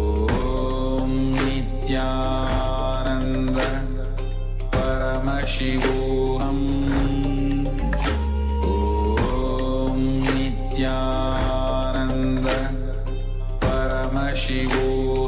Paramashivoham. Om Nithyananda Paramashivoham. Om Nithyananda Paramashivoham. Om Nithyananda Paramashivoham. Om Nithyananda Paramashivoham. Om Nithyanandam. Sorry for the technical glitch. So we have Ma Katyayani here with us today, and she will be sharing her experiences with Devi Akashic reading and her experiences with being with Swamiji over the last few years. So Nithyanandama, welcome to Nithyanandama. Thank you so much for joining us. Thank you for having me here. So if I could just ask you to share a little bit about yourself and about your background and how long you've known Swamiji. Sure, Ma. So I'm Katyayani. I'm based in Mumbai in India, and I'm an HR professional. I came in contact with Swamiji almost 5 years back. So this is when I was going through some health issues, and I was trying to conceive my second child, and I had multiple miscarriages. And at that time, I was really low in life. And one of my friends, who's now, a proud sannyasi in the ashram, she introduced me, and she said, "Why don't you go for this one program and see, go with an open mind and check it out." So I went there, and when I came back, my husband said, and we were married for 12 years by then. So he said that, 11 years you were one person, and today you are a different person. Not just him, many people at work, my friends, my family. I could see it in their eyes. They could see the change in me. So it just one day spending time. It was an online program that created so much of difference in me. Yeah, and then I was also blessed with my child. my second child immediately after that, and what doctors could not find. Just this one program could heal me completely. And so my connection with Swamiji is as old as my younger daughter. Yeah, so and since then, my spouse also got introduced. So I attended as soon as my daughter turned 1 year, I went to attend the Mahasadarshivoham. And then again I went back with my to get the blessing for my younger daughter and my husband. So they've all seen him in person. So But you guys and then all had the blessing of actually seeing Swamiji in person yes, before. so the actual Wow. darshan. The So greatest blessing of lifetime. yes, and my elder daughter could not meet him in person, but she's been very blessed. She's ahead of all of us in terms of her connection. She's a participant of the e-Gurukul program, and last year both my husband and she also attended the Paramashivoham, and actually me as well. So they were in one batch, and I did it in another batch, and so the three of us also did the Paramashivoham. Yeah, so that was a wonderful experience as well. So beautiful, Ma. So it's so beautiful to see how your connection has inspired your entire family's connection, and you guys are growing together with Swamiji as your anchor and going on this beautiful journey together as a family. Absolutely, Ma. And very recently, I asked Amma to bless my younger daughter. She was having some health issues, and she blessed her. And I said, can you also activate her third eye and make sure that she also gets. And of course, now she's also inspired with us. She sits with us in satsang sometimes. She dances a lot when the music is being played when Amma comes on the screen. So the day she got blessed, she said, "See, I dance so much for her, and that's why she's blessed me." So she has a different connection with her as well. Wow, so beautiful. So can you share a little bit more about your experiences with Devi Parashakti Akashic reading and with the Sundareshwara Bhava Samadhi darshan that we've been having recently? Sure. So, a few months, actually weeks back, my mother-in-law fell very, very sick, and she was in the ICU, and we didn't know. It took us a few, days to figure out exactly what was wrong. So at that time, the Akashic reading was going on. Devi Parashakti was there, and I asked her for her blessing, and she said that, don't worry, and I'll take care of your mother-in-law, and I'll keep her safe. And it was miraculously she got healed. So normally, people move from ICU and then they go to a normal ward and then they get released. In couple of days, she was released. So just from ICU to, like being so critical, we didn't know whether she would live to, being healed and moving into a ward, and the next day she's out. and now within few days of baby's walking. blessing. Yes, and it was so miraculous, and I got her blessing, and I knew that now we are in good safe hands, so she'll be fine. So it was quite a relief for all of us. Multiple. I have many such instances of Devi Parashakti. We have an internal competition in my house that whether I get more blessings or my husband does. But a few days back, I was getting all these nightmares. So every day I would sleep and I would get a lot of nightmares. So when Devi Parashakti actually blessed me, she said that a lot of people are living in a fear because of the pralaya. And she said it's not just you, many people are facing these nightmares. And then she asked us to chant the Mahavakya before sleeping, and I've been doing that. And many times, I actually feel her presence in my sleep as well. So it's been very, very nice. And multiple cases where I've asked for healing, for people who've not been well and things like that, she's given me a tathastu as well. And the latest one was for my daughter, but she claims that it is because of her dancing. So your daughter was also faced immediate healing immediately after the Viparashakti. Absolutely. My husband, my daughter, they've been having health issues on and off, and they get immediate healing whenever I ask for it from Parashakti. That's beautiful, Ma. So Devi is attending to all of your health issues. Devi is attending to your dream state, your waking state, and every possible state that you could be in, and bringing such a beautiful connection between you and your family, it sounds like. Absolutely. I close my eyes and I just see Devi. The last darshan that we had in the Devi form, I just see her like that. So, my third eye, the way it looks at the form is also becoming so aligned to the now. Wow, so beautiful, Ma. And how is your experience compared to many of your friends or family who have not yet connected to Swamiji, especially during this time when so much of suffering is happening, especially for those who are living in India after this pandemic and so many other natural disasters. So much is going on in the world, and those who are devotees of Swamiji and having the blessings of Devi Parashakti have been completely protected. So how has your experience been different from those of your family or friends who are not yet connected? Yeah, I think we are very, very blessed to have a kind of a protection. I feel that what they call in Hindi a suraksha kavach, right? I feel there is a cover around me which is protecting me, and that's really her hand that's on my head, right? So it makes sure that I don't go through any deep troubles, and in the ups and downs of life, that she's there or he's there to take care of me. So that in itself is a very positive feeling. So while people around the world, whether they've gone through major health issues, so thankfully me and my family have been safe, and it's completely because of Swamiji. And then people are going through depression, frustration, all those thoughts, right? And somehow I feel our job is to help others and bring them to a more positive mindset, where yes, in that space of Param Shiva. So I think that way we've been extremely blessed. And I was talking to one of the sannyasis before, and I was talking of some of the incompletions that I was working on with my mother, and because I've not been able to pull her into this yet. So she was saying that you should understand that you're much more blessed than the rest, so you have to act accordingly, right?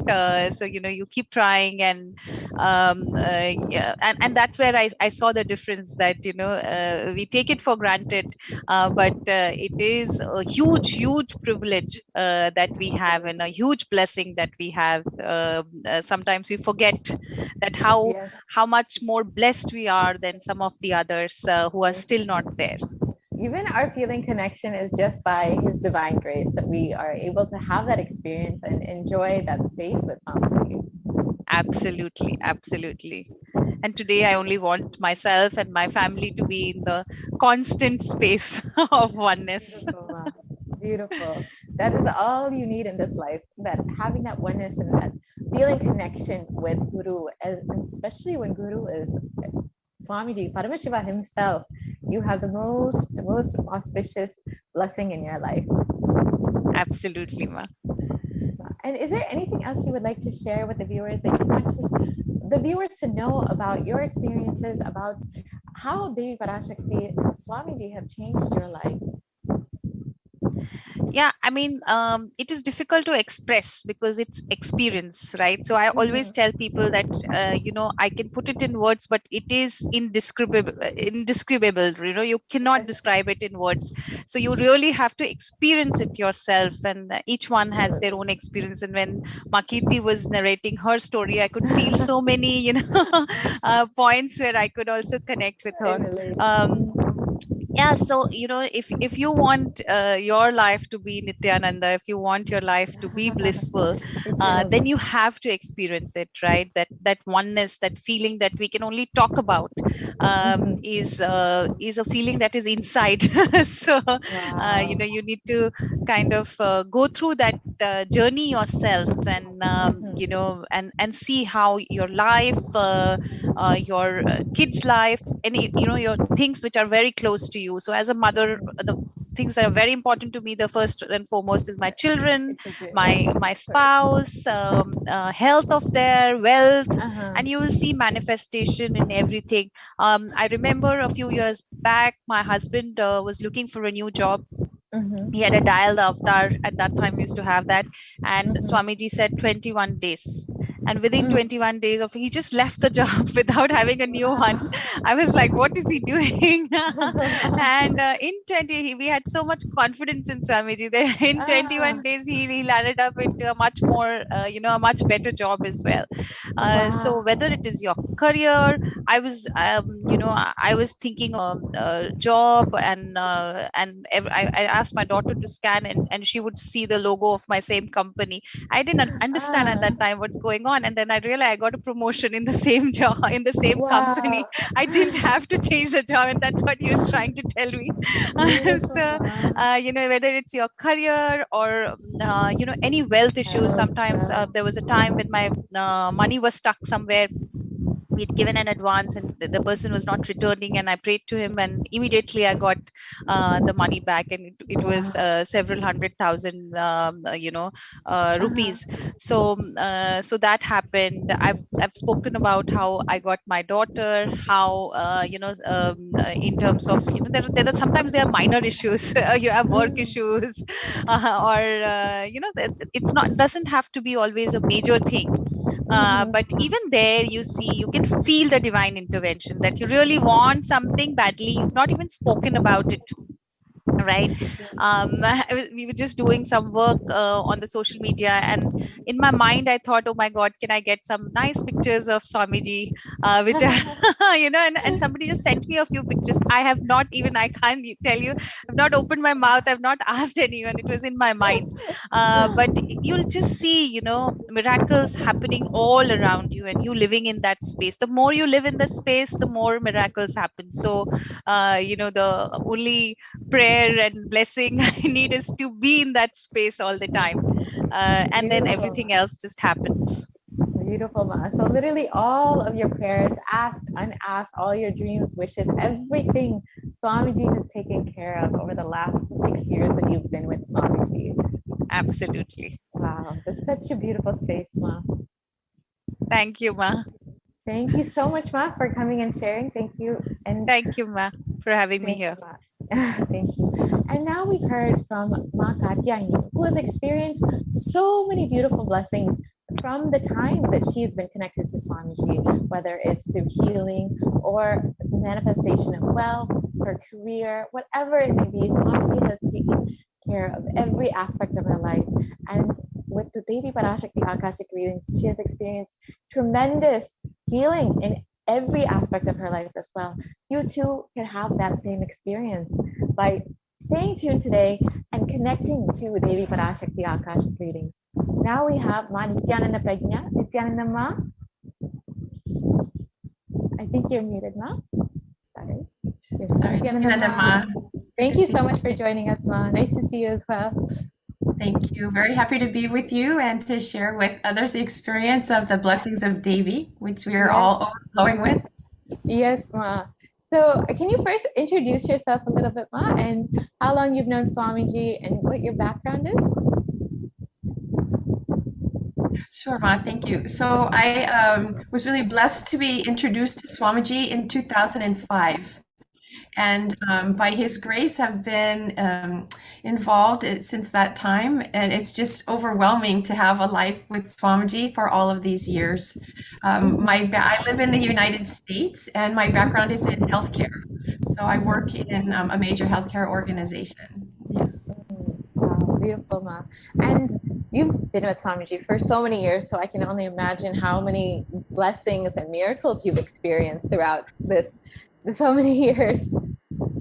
Yes, it's actually indescribable how that is, to tell you the truth. And I will say literally in every single area of my life, as somebody else has shared, I have experienced those blessings. It's been major health blessings, which I've shared previously, where a congenital heart situation has reversed. It's been with a leukemia diagnosis, which is how I first met Swamiji. For the entire time that I have been with Swamiji, I was on a medication at the lowest possible dose with actually no side effects and in great situation. And he's blessed me now. I'm completely off of all medications and in deepest molecular remission. Wow, congratulations, Ma. That's so beautiful. Well, it's utterly amazing, and it's all to his grace. And I will also say with that, it's his patience, because he blessed me originally in 2015, and it took my own inner space time to mature to actually really receive that blessing, because I had the cognition that if doctors said I'd be on medication for life, that was the truth. I had to mature to know, no, he is the source of me, and he's manifesting as his body. He could do whatever he wants with it. Let me let that happen. Yeah. That's So actually a beautiful point you make, Ma. Swamiji is always showering energy and blessings on all of us. It is just up to us to open our beings up to receive that energy, those blessings. yes, Ma, and it's exactly true. And I'll say to that point is, it's not a situation from my level of experience where Swami gives the blessing and then we're on our own. You know, okay, now go deal with it. It's not like that. He's blessing us, but he knows where we are in our ability to receive and embody it and live it and radiate it, right? He stays moment by moment, breath by breath, inserting the cognitions, giving us the experiences, surrounding us with the Sangha, so that we flower and mature, can actually manifest that blessing. So he doesn't just give it and walk. He's give it and stay. Absolutely. That's actually the perfect, I couldn't have said it better myself, Ma. He continuously guides, continuously holds our hand, and ensures whatever energy and blessings he's given us, that we are able to receive it. Yes, Ma. Very much so. Very much so. Yes. And I will say in other areas as well, in terms of money and wealth, you know, I was many years ago, I hadn't been working for a number of years, and I wanted to manifest a 6-figure salary, which I hadn't at that time. Literally within, I think it was like 3 or 4 months, I had 5 offers. And and there's been times where somebody just very casually, I was talking to somebody about how to manifest, and I just said something, and somebody walked in my office and gave me an unexpected bonus. I mean, that's just it's a few examples, but it's continuous like that. Yes, I mean, recently I said, Swamiji, I want to offer Pratyakshapara Puja for you and Guru Purnima. Please find a way. Literally, I got somebody was paying back to me a debt that they owed me that I didn't anticipate. And they paid me back $1,008. Literally exactly that amount. Literally Swamiji himself coming in and giving you. Yeah, and so I really feel that he has graced me and so many millions of us with what divine Leela means. Yeah. Yes. It's just incredible. With jobs, with everything, and I will say with my health, and recently with my brother, Steve, who some people in the Sangha know, because I was blessed to have him join me for Nithyananda in Phuket in 2015. And I will say there's no greater blessing than introducing your loved ones to Swamiji. Yes. And I think that happens by us continuously being engaged and immersed with everything that Swamiji offers, and then that fragrance reaches out to someone else. We can bash people over the head, but that fragrance reaches out, and your transformation is much louder than your words. Well, I'm glad. I always feel a little nervous to come on and speak, because he's given me so much that I want everything that comes from my mouth or what radiates to be my gratitude to him and to be enriching for others. That's the best that I could offer.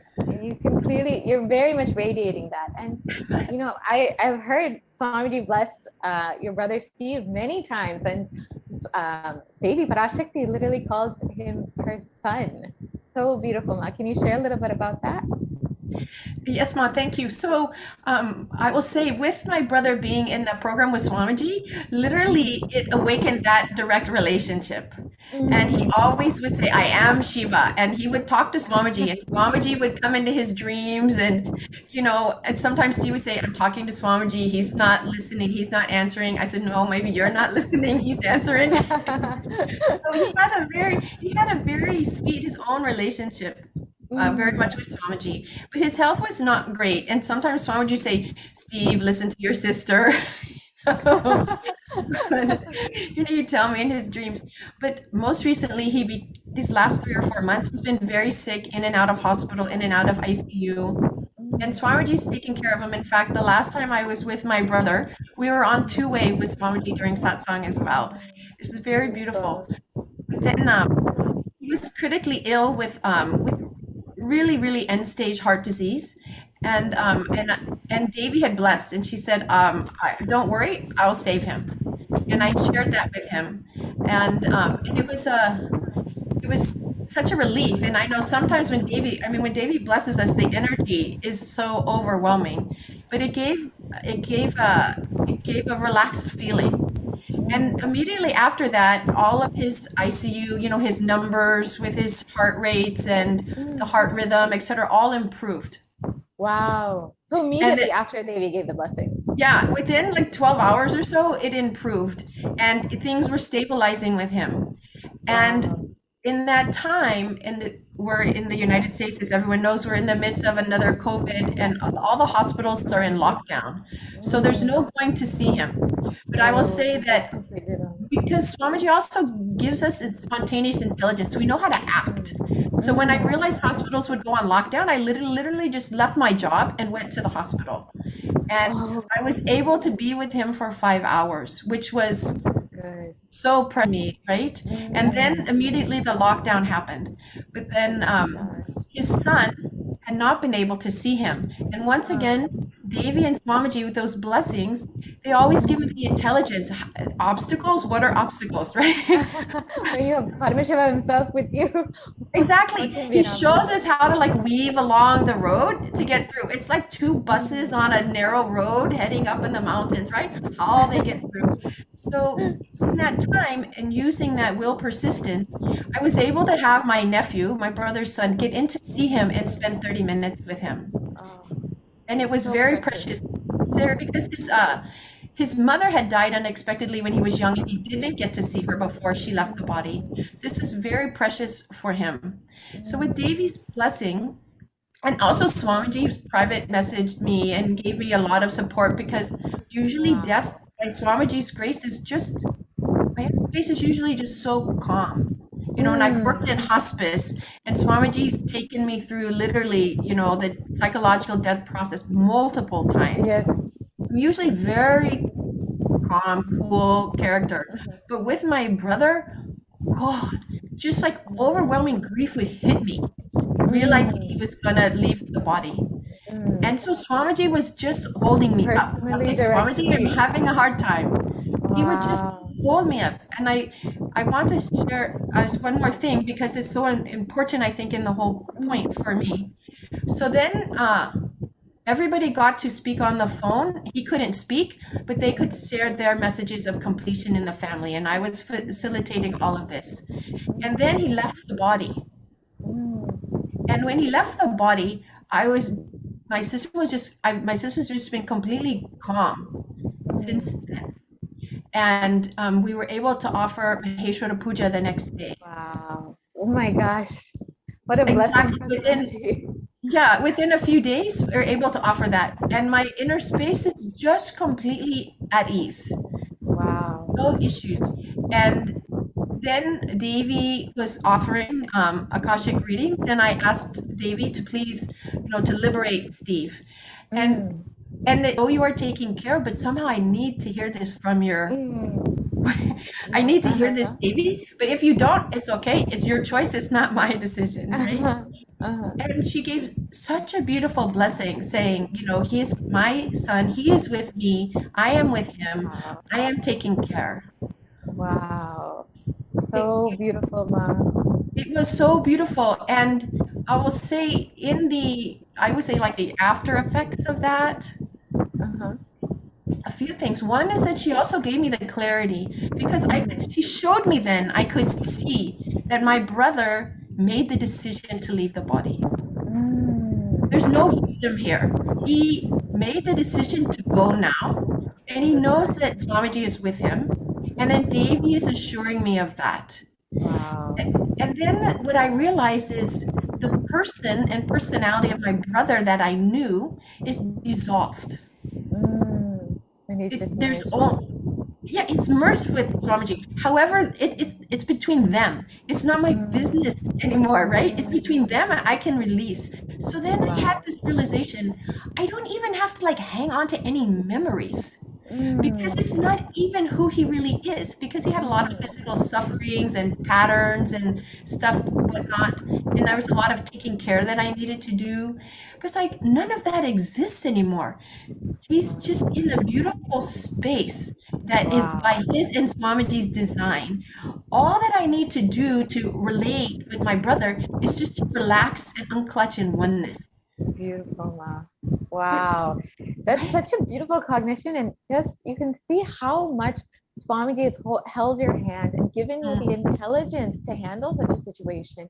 I mean, certainly it's not easy to handle a loved one passing away and in such a time in our lives where so much of suffering is happening, but you are able to handle it with so much of completion and peace and so much of gratitude for everything that you've had.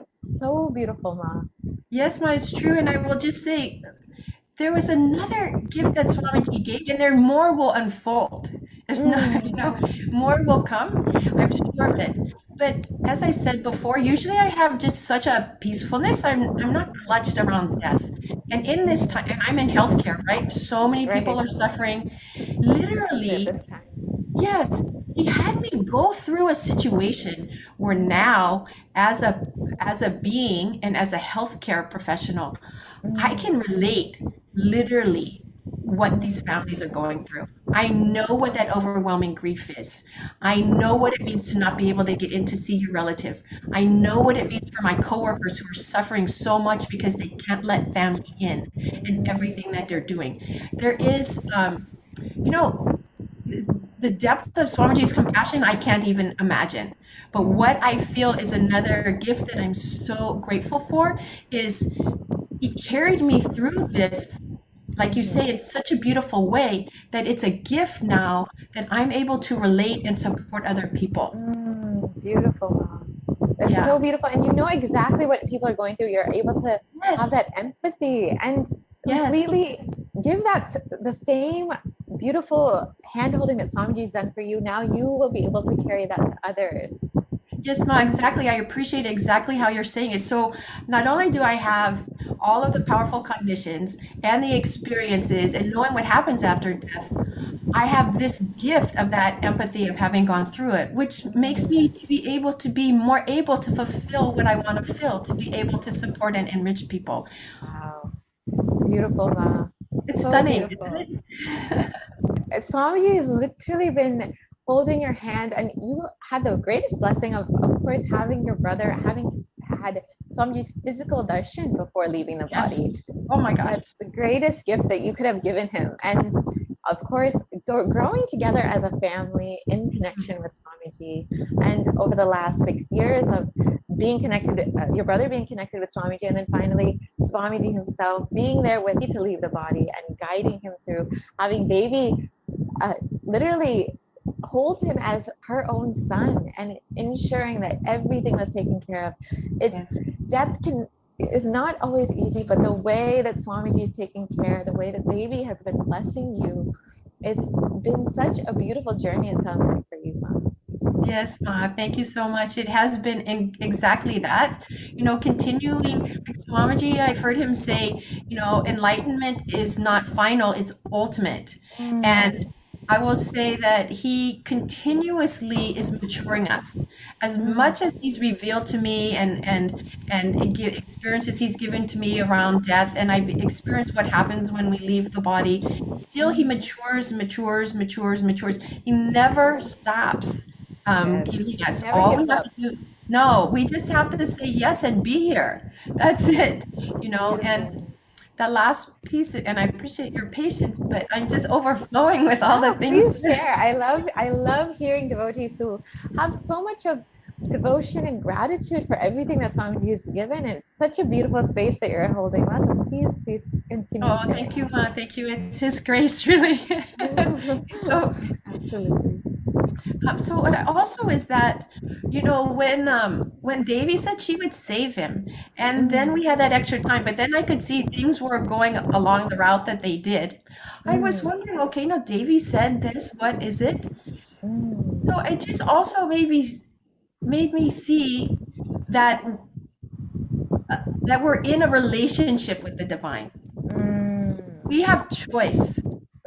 Right? And I remember in many programs, Swamiji say, for example, don't sleep because the code of ethics, I can't go in and do things if you're not conscious.